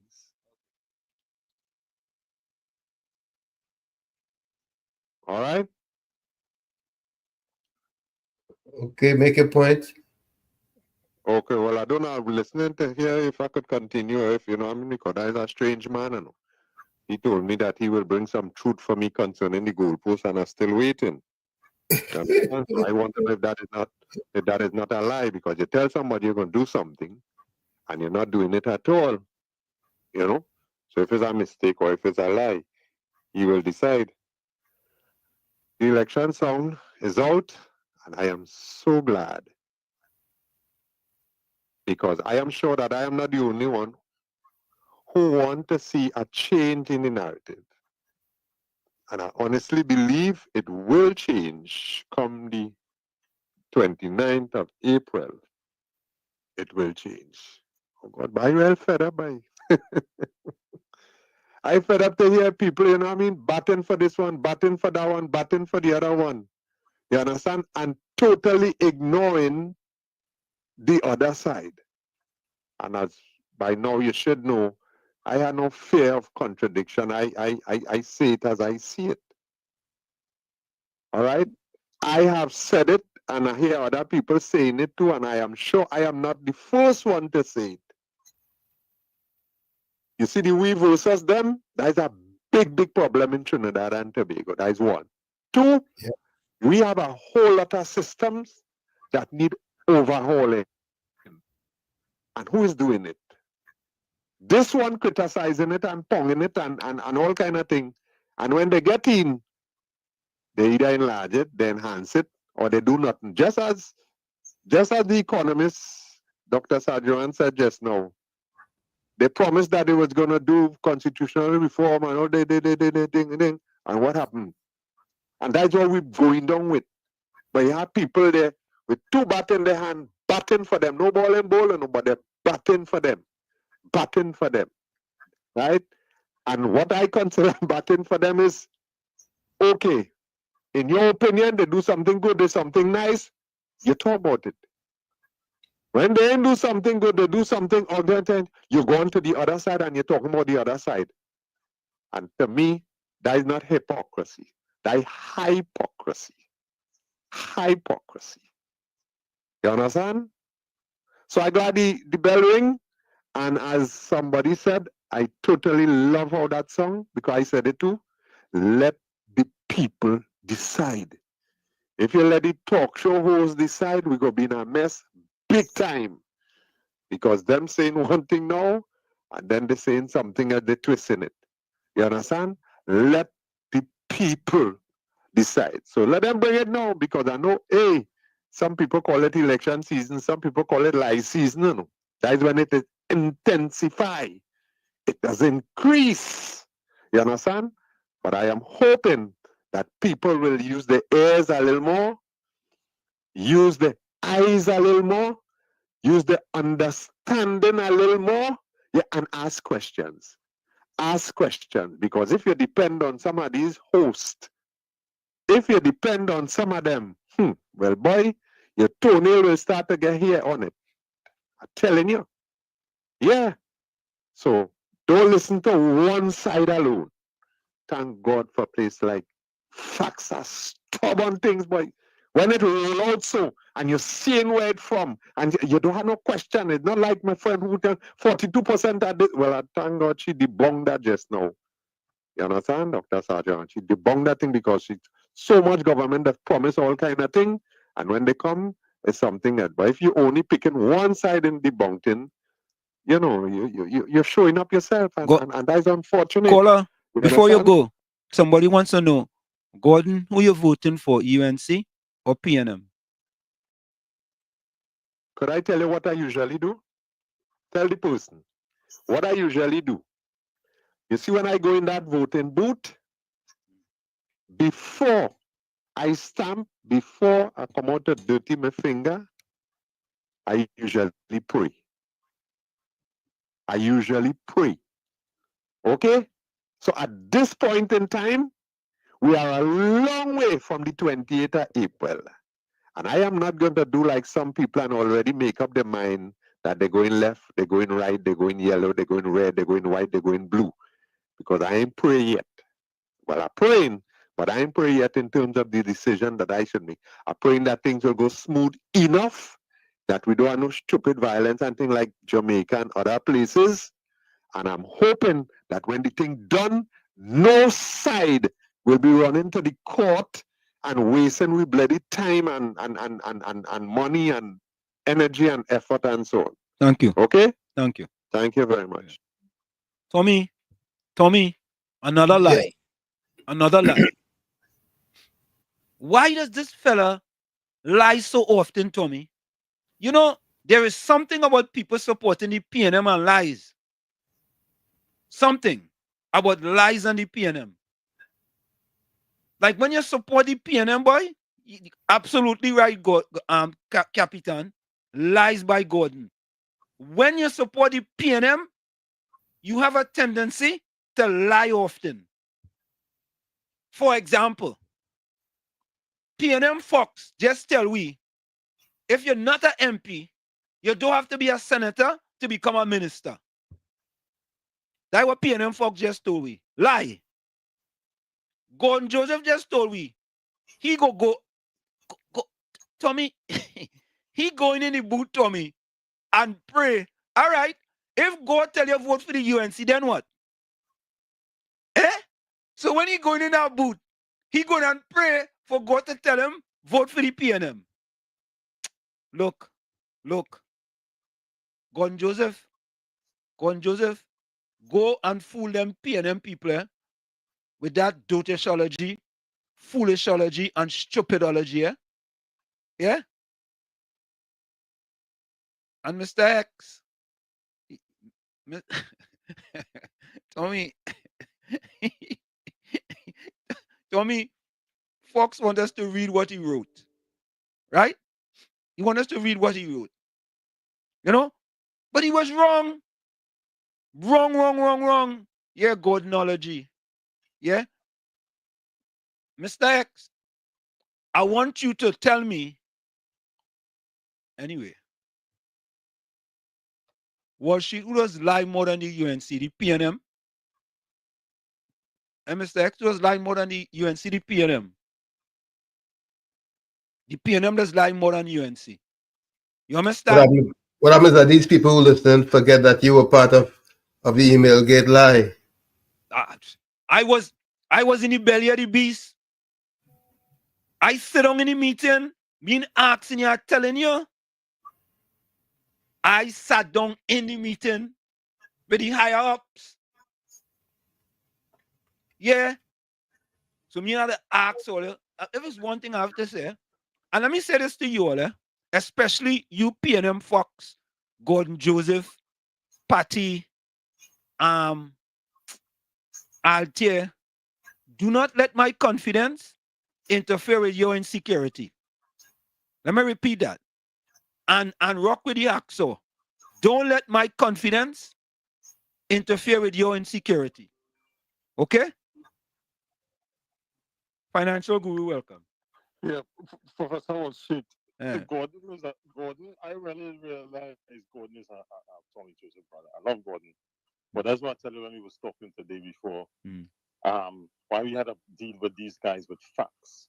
But I would like you to call Dr. Shane, if it's possible, to see if he could get before the time run out.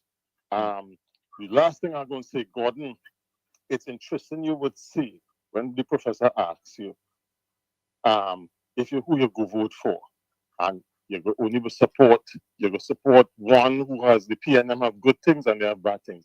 Gordon, let me ask you one thing realistically, and that goes to all the other people who in power right now for the last 10 years.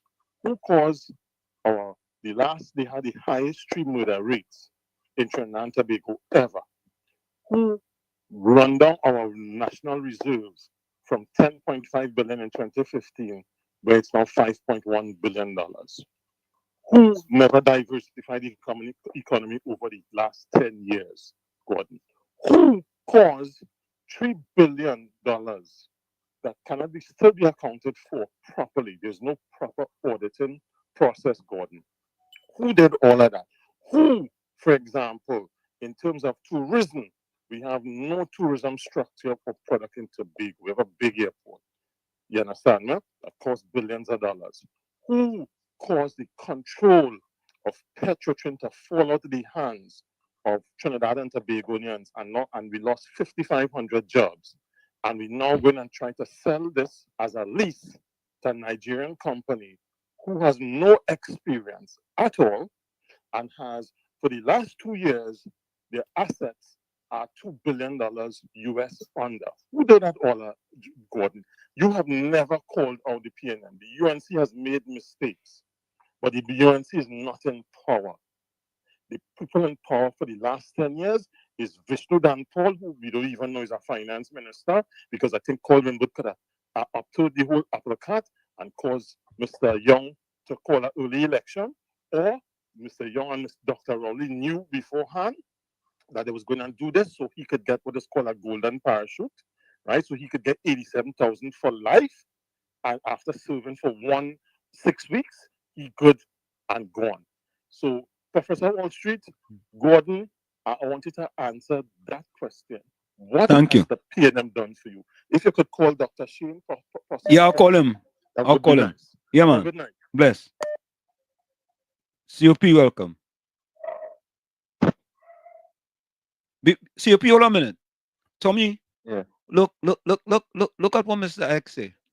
Always stop fooling all yourself. The email gate was real. Traces of bug in the AG office. You see what I tell you? You see how them fellas just prove if you think education is expensive, try ignorance. You see? You see? They just prove for themselves. And the other one, PNM Fox, talking about, anyway, we go take this. COP, welcome. Wall Street and Uncle Tommy, good night. Sometimes I see Patricia read to email, sending a text yourself to Wall Street, like the yellow cloud in your brain. Yeah. I just read it and I say, in my mind, I say, Patricia, read it. All the blood running in the drain right now in Trinidad and Tobago and on the streets is your brother's blood running in the drain. So if a yellow blocking somebody's brain, think about the blood that flowing on the streams and drains and things in this country. Mr. Atlanta, sometimes I say way, Sometimes I say way, Leave it Atlanta alone. Yeah, it sound like you're vex Wall Street is supporting the UNC side now, Yeah, some come across that way. But Wall Street, as a citizen of Trinidad and Tobago, right? I listen to the politics and the two sides. And the opposition speaking not in parliament, but on political platform in the general public, saying that the government ministers and them, out of 21 of them, had was to recuse themselves from parliament over 552 times. Government ministers who had was to recuse themselves from parliament over 550 something times. And nobody is suing the opposition or say, well, I'm going to take in to court because all the lying and we. Correct. Right. Yeah. If 21 government ministers had to recuse themselves over 550 something times, citizens of Trinidad and Tobago, today they are billionaires, They are multi-millionaires, The opposition also mentioned that Stuart Young had also recused himself 152 times. Correct. 57 times. Yep. From parliament. Yep. They ain't taking them to court for misinformation. If these things is true, you could see why all them community learning center that the UNC was building today there in Bush. You could see why all the schools and then especially in the east-west corridors, because south side have mostly denominational schools, all the government primary schools in the PNM areas, you could see why it's so dilapidated. Because when government, not one, Uncle Tommy, they must direct this to you, not one of the People's Partnership ministers had was to recuse themselves from Parliament for the family member to get a contract. You would have been fired under Kamala Watcher. You would have been fired. We see it happen with Mary King. And the PNM kick against it and raise up that. They're also saying that Faris Alwari had also recused himself 87 times from Parliament. If that is so, citizens of Trinidad and Tobago, when you go to the polls, you must remember when you used to go to the grocery and you used to pay $8 for a tin of corned beef. Today that is $24 and $25. You must remember when you could have go and buy an egg, one simple egg, for 50 cents. Now it's $3 for one. You can remember when you used to go to buy meat, chicken, and you used to pay $6 and $7 a pound. Today in the Republic of Trinidad and Tobago under the PNM after 9 years is $17 for a pound of chicken. Think about all the less money is to spend and the hardship that you're going through right now. And it's time to vote out the PNM for that negative way of thinking.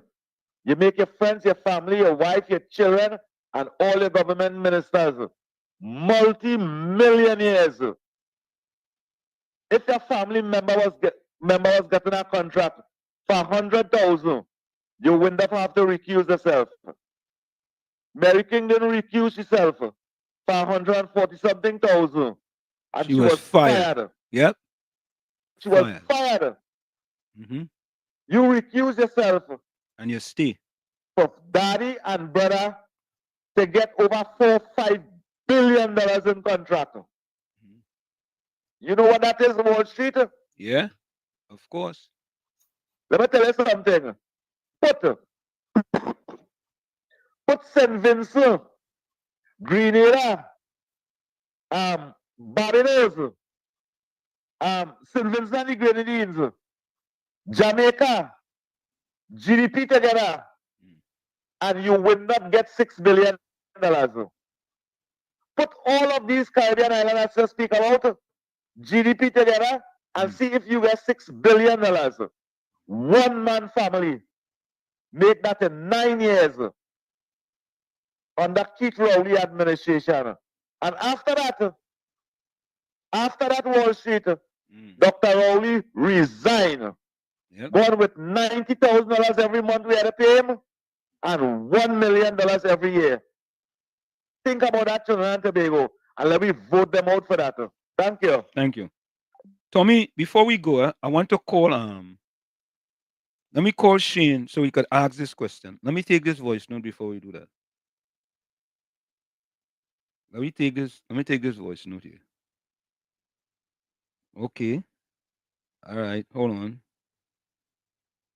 Let me take this voice note.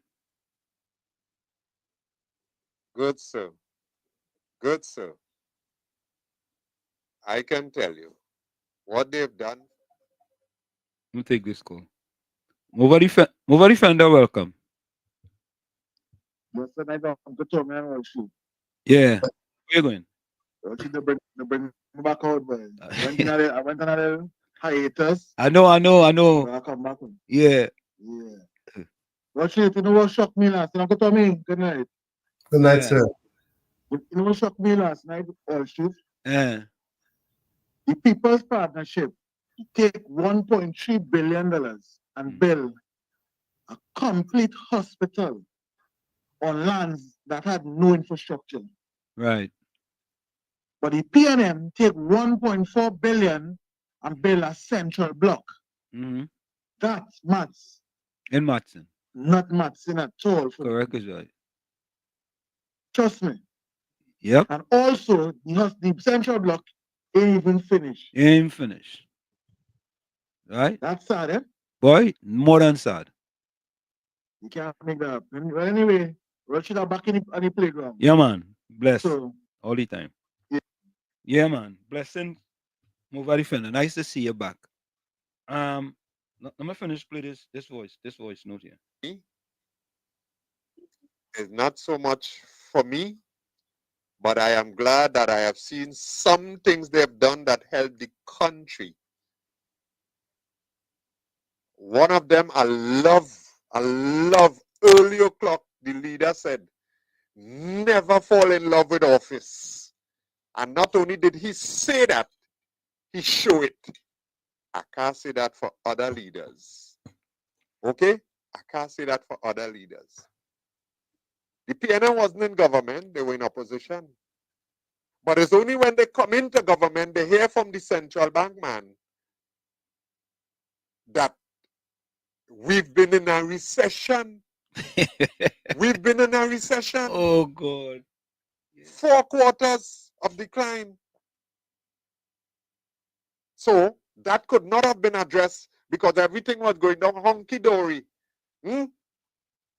Hunky-dory. Okay, Mr. Financial? Tommy, I want to do this. I'm going to make this quick call here. I'm going to try to see if we could get Shane so he could finalize this here. Hold on. I'll tell him I ain't going to call him in a minute, but let me see if I could get his call in.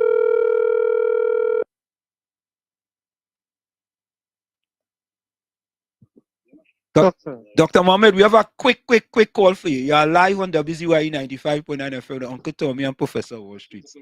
Tonight we only have the top political analyst scientists in the village, right? Okay. And we leave the best for last. But Miss Atlanta says Miss Atlanta says she go and make the call. She said that. I just letting you know.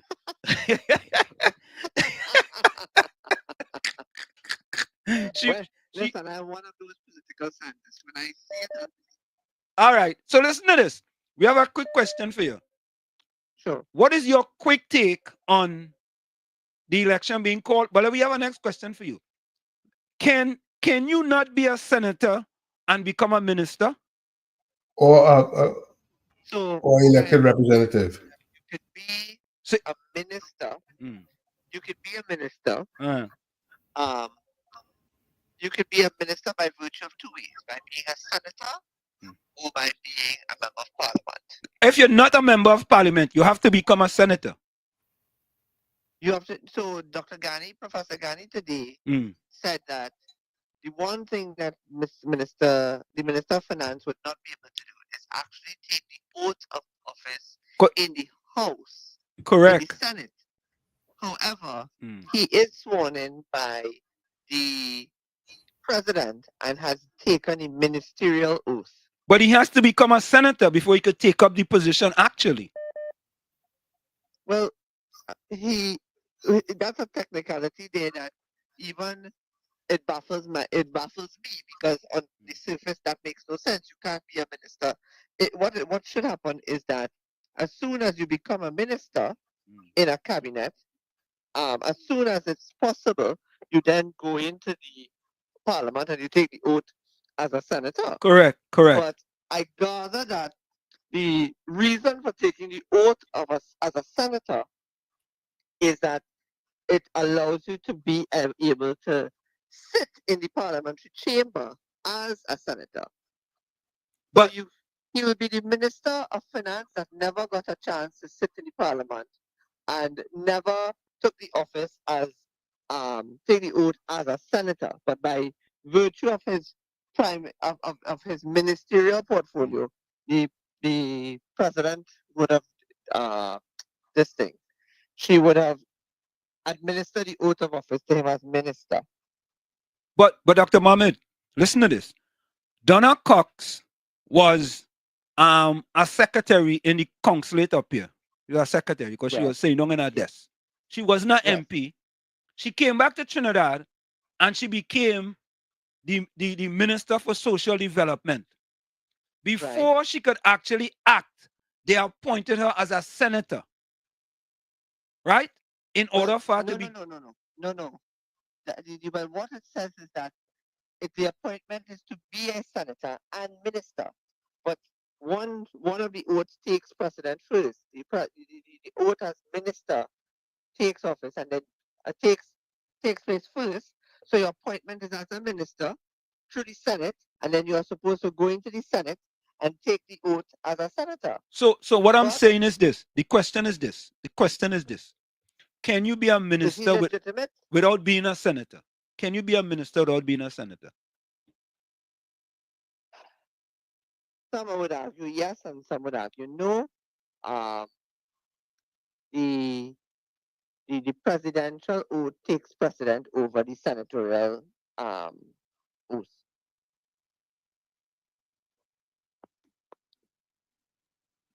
All right. And I will go out on a limb and say, in order to become a minister, you have to be a senator. If you're not elected representative. One follows the other. So listen, this man, because Stuart Young has created so many innuendos, and what he's done is that he has created gaps in the interpretation of certain laws.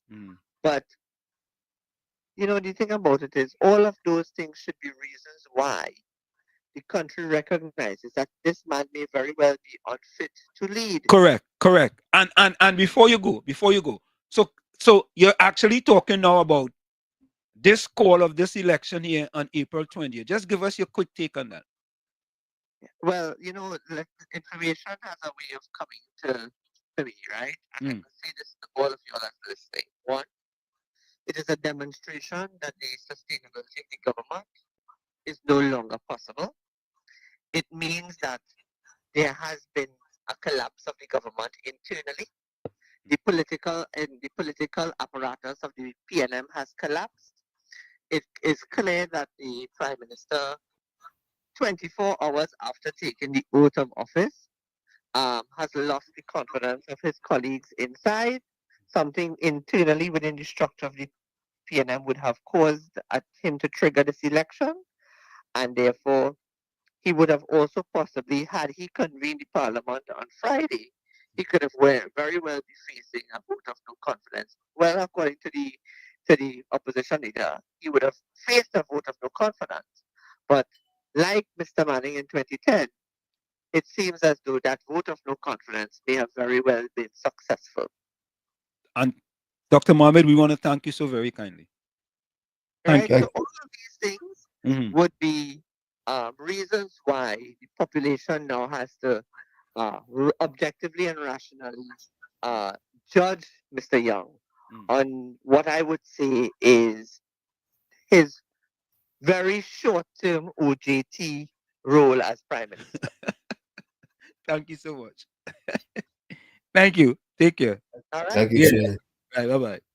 Tommy, tell me another radio program where you can get no planned, unplanned, four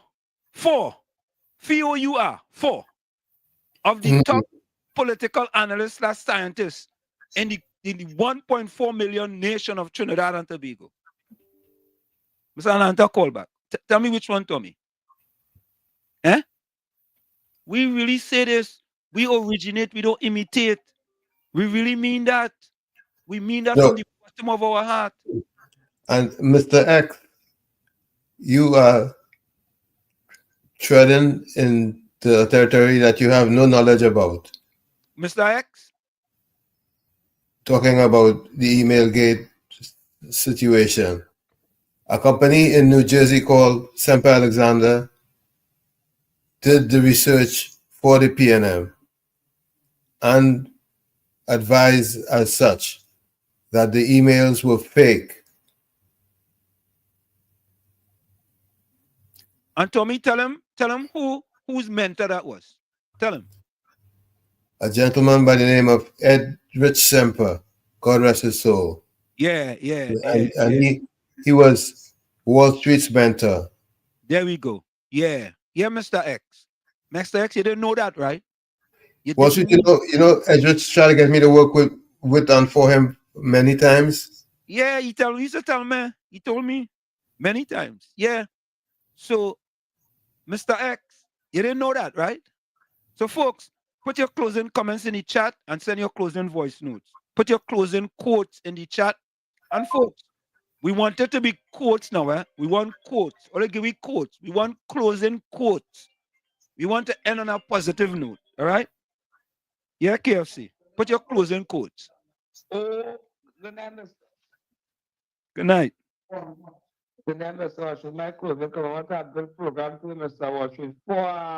Political analyst, scientist. 4.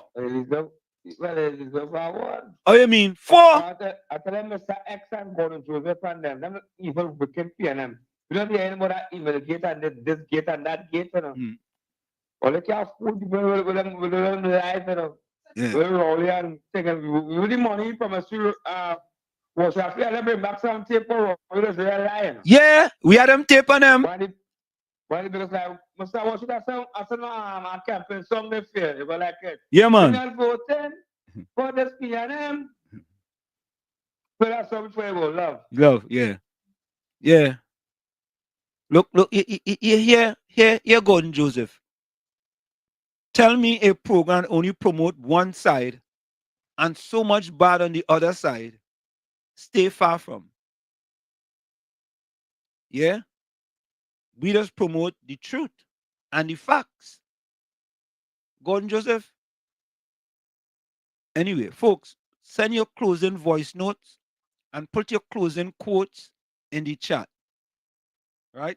Let me see if there's any voice note. Mr. Atlanta, you missed your call, you know. And what boy? Mr. Intellectual, you missed your call too, eh? Sorry about that. Sometimes when the political analysts and them on the phone, we don't really want to take phone call. Who's that? Gordon Joseph says Google said it came to them late, sir. What are you talking about? Tommy, I was saying down in the office when all the emails were sent to the person, you know. Yeah, Miss Atlanta, Stuart is a bully. We got just that on Thursday. Tommy, you know the Prime Minister was bullying people when he was in CIC.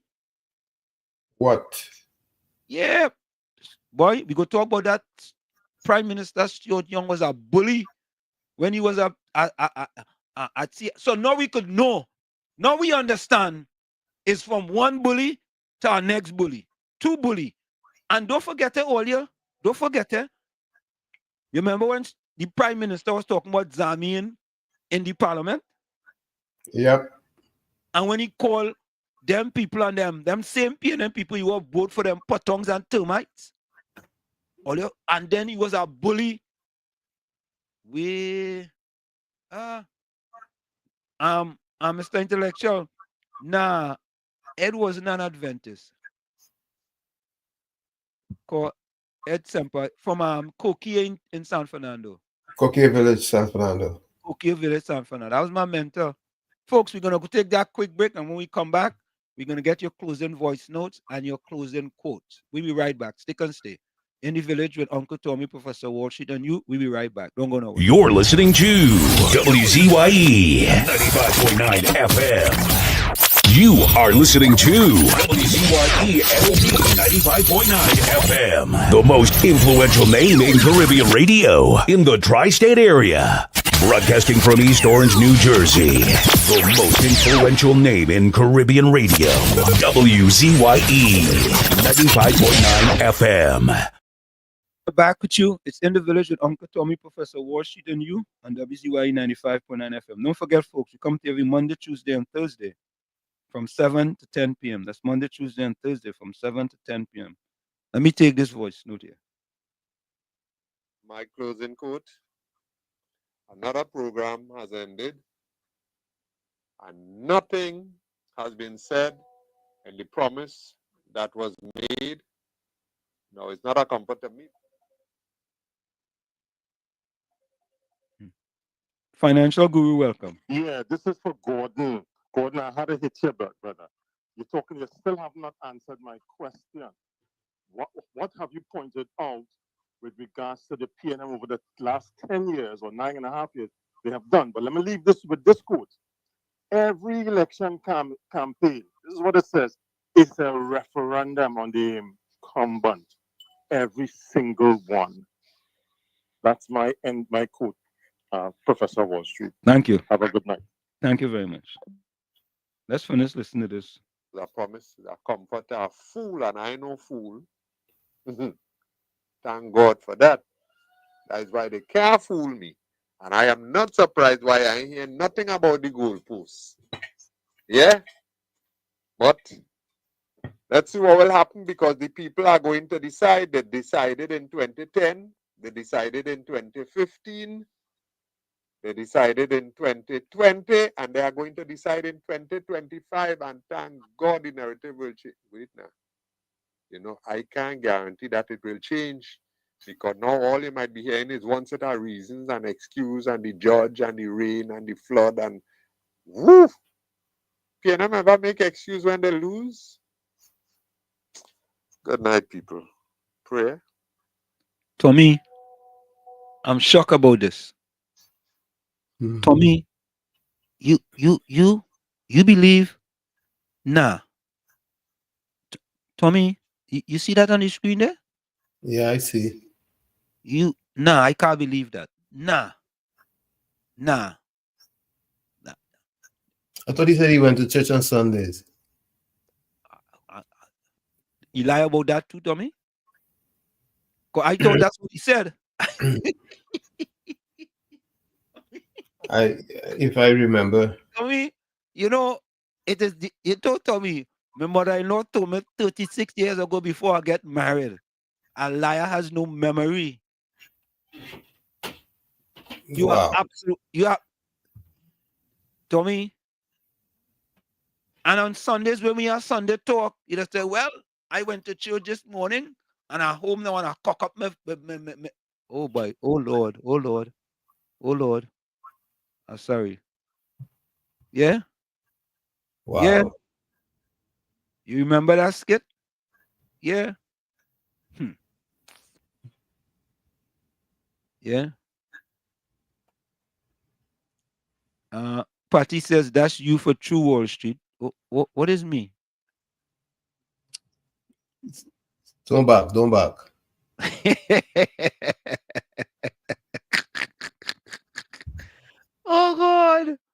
Oh God. Yeah. All right. Let me go to the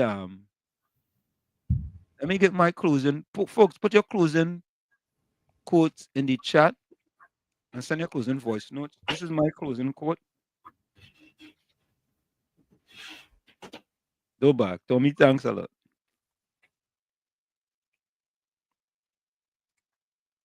Good morning, God. Today is Tuesday, Father, March 18th, and once again I come before you with gratitude and hope. Thank you for the gift of life, for the strength that sustains me, and for the opportunity to start anew. I know that each new day is a gift from your hands, and so I surrender this moment to you, trusting in your love and guidance. Lord, sometimes I wake up tired, facing challenges that seem greater than my strength, but I know that with you, I am stronger than any obstacle. Give me courage to face this day with determination and faith. May every step I take be guided by your light, and may my decisions reflect your wisdom. Bless my work, Father. May it not only be a means of provision, but also a way to glorify your name. Help me to act with love, dedication, and integrity, remembering that in all I do, I serve you. Strengthen my faith, Lord. Even when the path seems difficult, help me trust in your perfect plan. I know I am never alone. In Jesus' name, amen. May I have a blessed day. If this prayer touched your heart like... From where I sit, this is it. The clock on the wall say that's all. I like to stay what I've got to go. Remember, hard work beats talent when talent does not work hard. And for every 60 seconds of anger, you lose 1 minute of happiness. Remember, your circumstances may determine who you are, but you are responsible for who you become. Go ahead, Tommy. This one is from Isabel Allende. True friendship resists time, distance, and silence. True friendship resists time, distance, and silence. Like I always say, you, Mr. Lady, person in the mirror, you have to become that change you want to see. However, if you look in that mirror and you don't like what you see, you cannot blame the mirror. Never look down on a person unless you're giving them a hand up. Love you all. Be safe. We'll see you on Thursday, God willing. Thank you, Tommy. Let me see You're if there's welcome. let me see if there's any closing. Let me see this.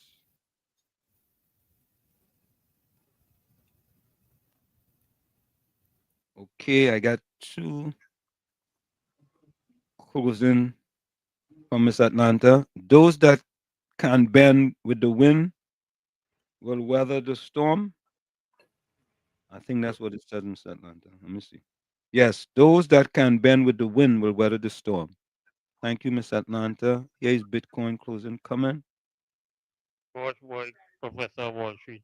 It's Gordon for the harassing boy. Pushing goalposts, pushing goalposts. There you gonna try it for the Soca Warriors now, boy. I wonder if this man about wife, you can imagine how he's a be ratting the woman whole time. So, gosh, give it a rest now, boy. Gordon Dryden. Have a good day, Mr. Professor Wall Street and Uncle Tommy. Okay. KFC closing comment. Hi, good night, Mr. Washington, Uncle Tommy, man. Mr. Good night, and listen to the Kulung and the Bitum. Tunji. I got him over the friend like back in the political arena to get this evil, wicked, heartless PNN government out of office. They can't tell you the lies and fool me anymore. Mr. Washington, let them play back some tape with Stuart Young and Rowley and them. Only you talk about the African people and them, like little pottongs. Thank you. Okay, that's it for the voice notes. And let me go into the comment. Miss Santa Cruz say Caribbean, the man is not truthful. Caribbean so say Gordon, but Seventh-day Adventists not supposed to be taking part in politics. That's their rules. God, they're going after Gordon, boy. Jesus Christ. I don't use that name in vain. Miss Santa Cruz closing comment. Those who practice deception in the end become their own worst victim. Arjun Tilak. Suchan Bridge Mohan, who lobbying for international observers.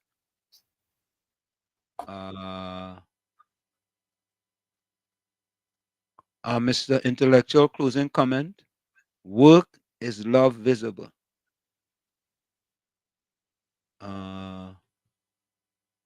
Caribbean Soul closing comment. Blind beliefs in authority is the greatest enemy of truth. Yeah, boy, you know, man, I love these quotes, you know, man. That's how we had to do it. Miss Santa Cruz said we knew it for years, but he showed us hastiness in Parliament, so it resurfaced. Stop making excuses for him. Pastor Googles. You remember when Kamala called we Rawan? Okay. All right, folks. That is it for the quotes. So,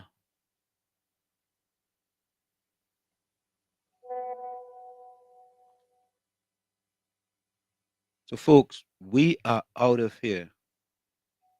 And we are going to go out with our anthem song. Oh, you know, Kurt Allen have a new song. We go play it on Thursday. Don't puck around. That's what it's called. Puck around. Yeah, we go play it. Oh, you know what? Let me play it right here. Is this it? Yeah, here it is. This is Kurt Allen new song, folks. Take a listen to it.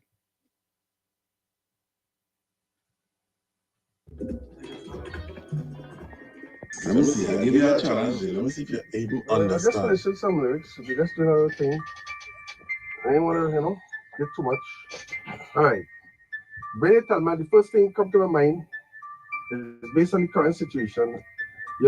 Calypsonians must exercise the art of restraint. That's something that we always do. So what I really want to say is not what I will say.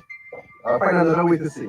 So I decided I will make the song more like a hockey song and talk about hockey. Why you would use hockey?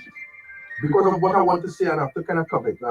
What I would like to say is Pharaoh. That is what we will say. Don't tell them they don't. Yeah. But I can't do that because Calypso is not noted for that kind of obscenity and stuff. Only you. So not me, man. I don't use those words. So what I will say with the hockey, I use I sanitize it and say don't fuck around. Because a puck. Well, a puck is like a puck is a black this made of a kind of hard rubber. I ain't looking at anyone happy. Yeah. This is kind of rubber and hard, and they call that a puck. So you know, make the song about hockey, you say don't fuck around. So that's the art of restraint. That's what Calypso is about, right? So we look. Almost finished. I'm going to take up the chorus, and then we get into started doing vocals. We wasted time. Go. And we're going to do the vocals now. Right. Let's know that it could just jump in on some people's session. Yeah, apologize to people. Let's not get proper in our direction. Oh, wow. Wow. Yeah, people gotta believe it when you sing it. All right. Kenny, I used to, as a man, when I come in the studio, I just have everything up here and I just sing. So I'm going to kind of try something else because I don't type out the lyrics. Is everything up, so I'll be kind of where does be? Yeah. The knock it again, let me hear that echo. Yeah. No, knock it down, knock it for me. Knock it for me. So I can put this song in effect. Knock it down. Knock your brain. Luckily, I have the front zone right now. I had to concentrate. No, if I do so. Pow. Right, so I'll be reading from this. That'll be a little different for me. Normally, I don't read and sing. All right. Saving money feels right, just like when things are packed tidy and tight. This is a game of hockey, and what we want to say is what? Don't walk around, don't walk around. I wanna fly, don't walk we around. In the land of sacred oil and pan, we standing firm, drawing a line in the sand. Big stick diplomacy, we know it too well. But with sovereignty, we will never sell. You come with threats, you come with power and might. But we standing up firm for what is right. No policy could play tricks with me mind. Cuban doctor saving lives is not a crime. So don't fuck me around. Like a game of hockey, better stay in bounds. Don't fuck me around. We are not afraid of any showdown. We may be small, but in culture we strong, and we sing calypsos as we freedom song. Don't fuck we around. The Caribbean don't say we will not back down. Don't fuck we around. So don't fuck around. Don't fuck we begging you. Don't fuck around. Don't fuck we around. You want to tell us what law we must obey? Just how you will dictate how people does pray. Now you want to tell me who we could hire, or else face sanction, brimstone and fire. Massa days long done. Take note and see, Trinidad is the land of the truly free. Respect is a two-way street, so don't expect me to tremble under your feet. We say don't fuck we around. Like a game of hockey, this is no playground. Don't fuck we around. David never afraid of Goliath showdown. We may be small, but in resilience we strong, and we dance limbo to be freedom song. Don't fuck we at all. It's better we play a game of cricket and football. fuck, we are wrong. Fuck,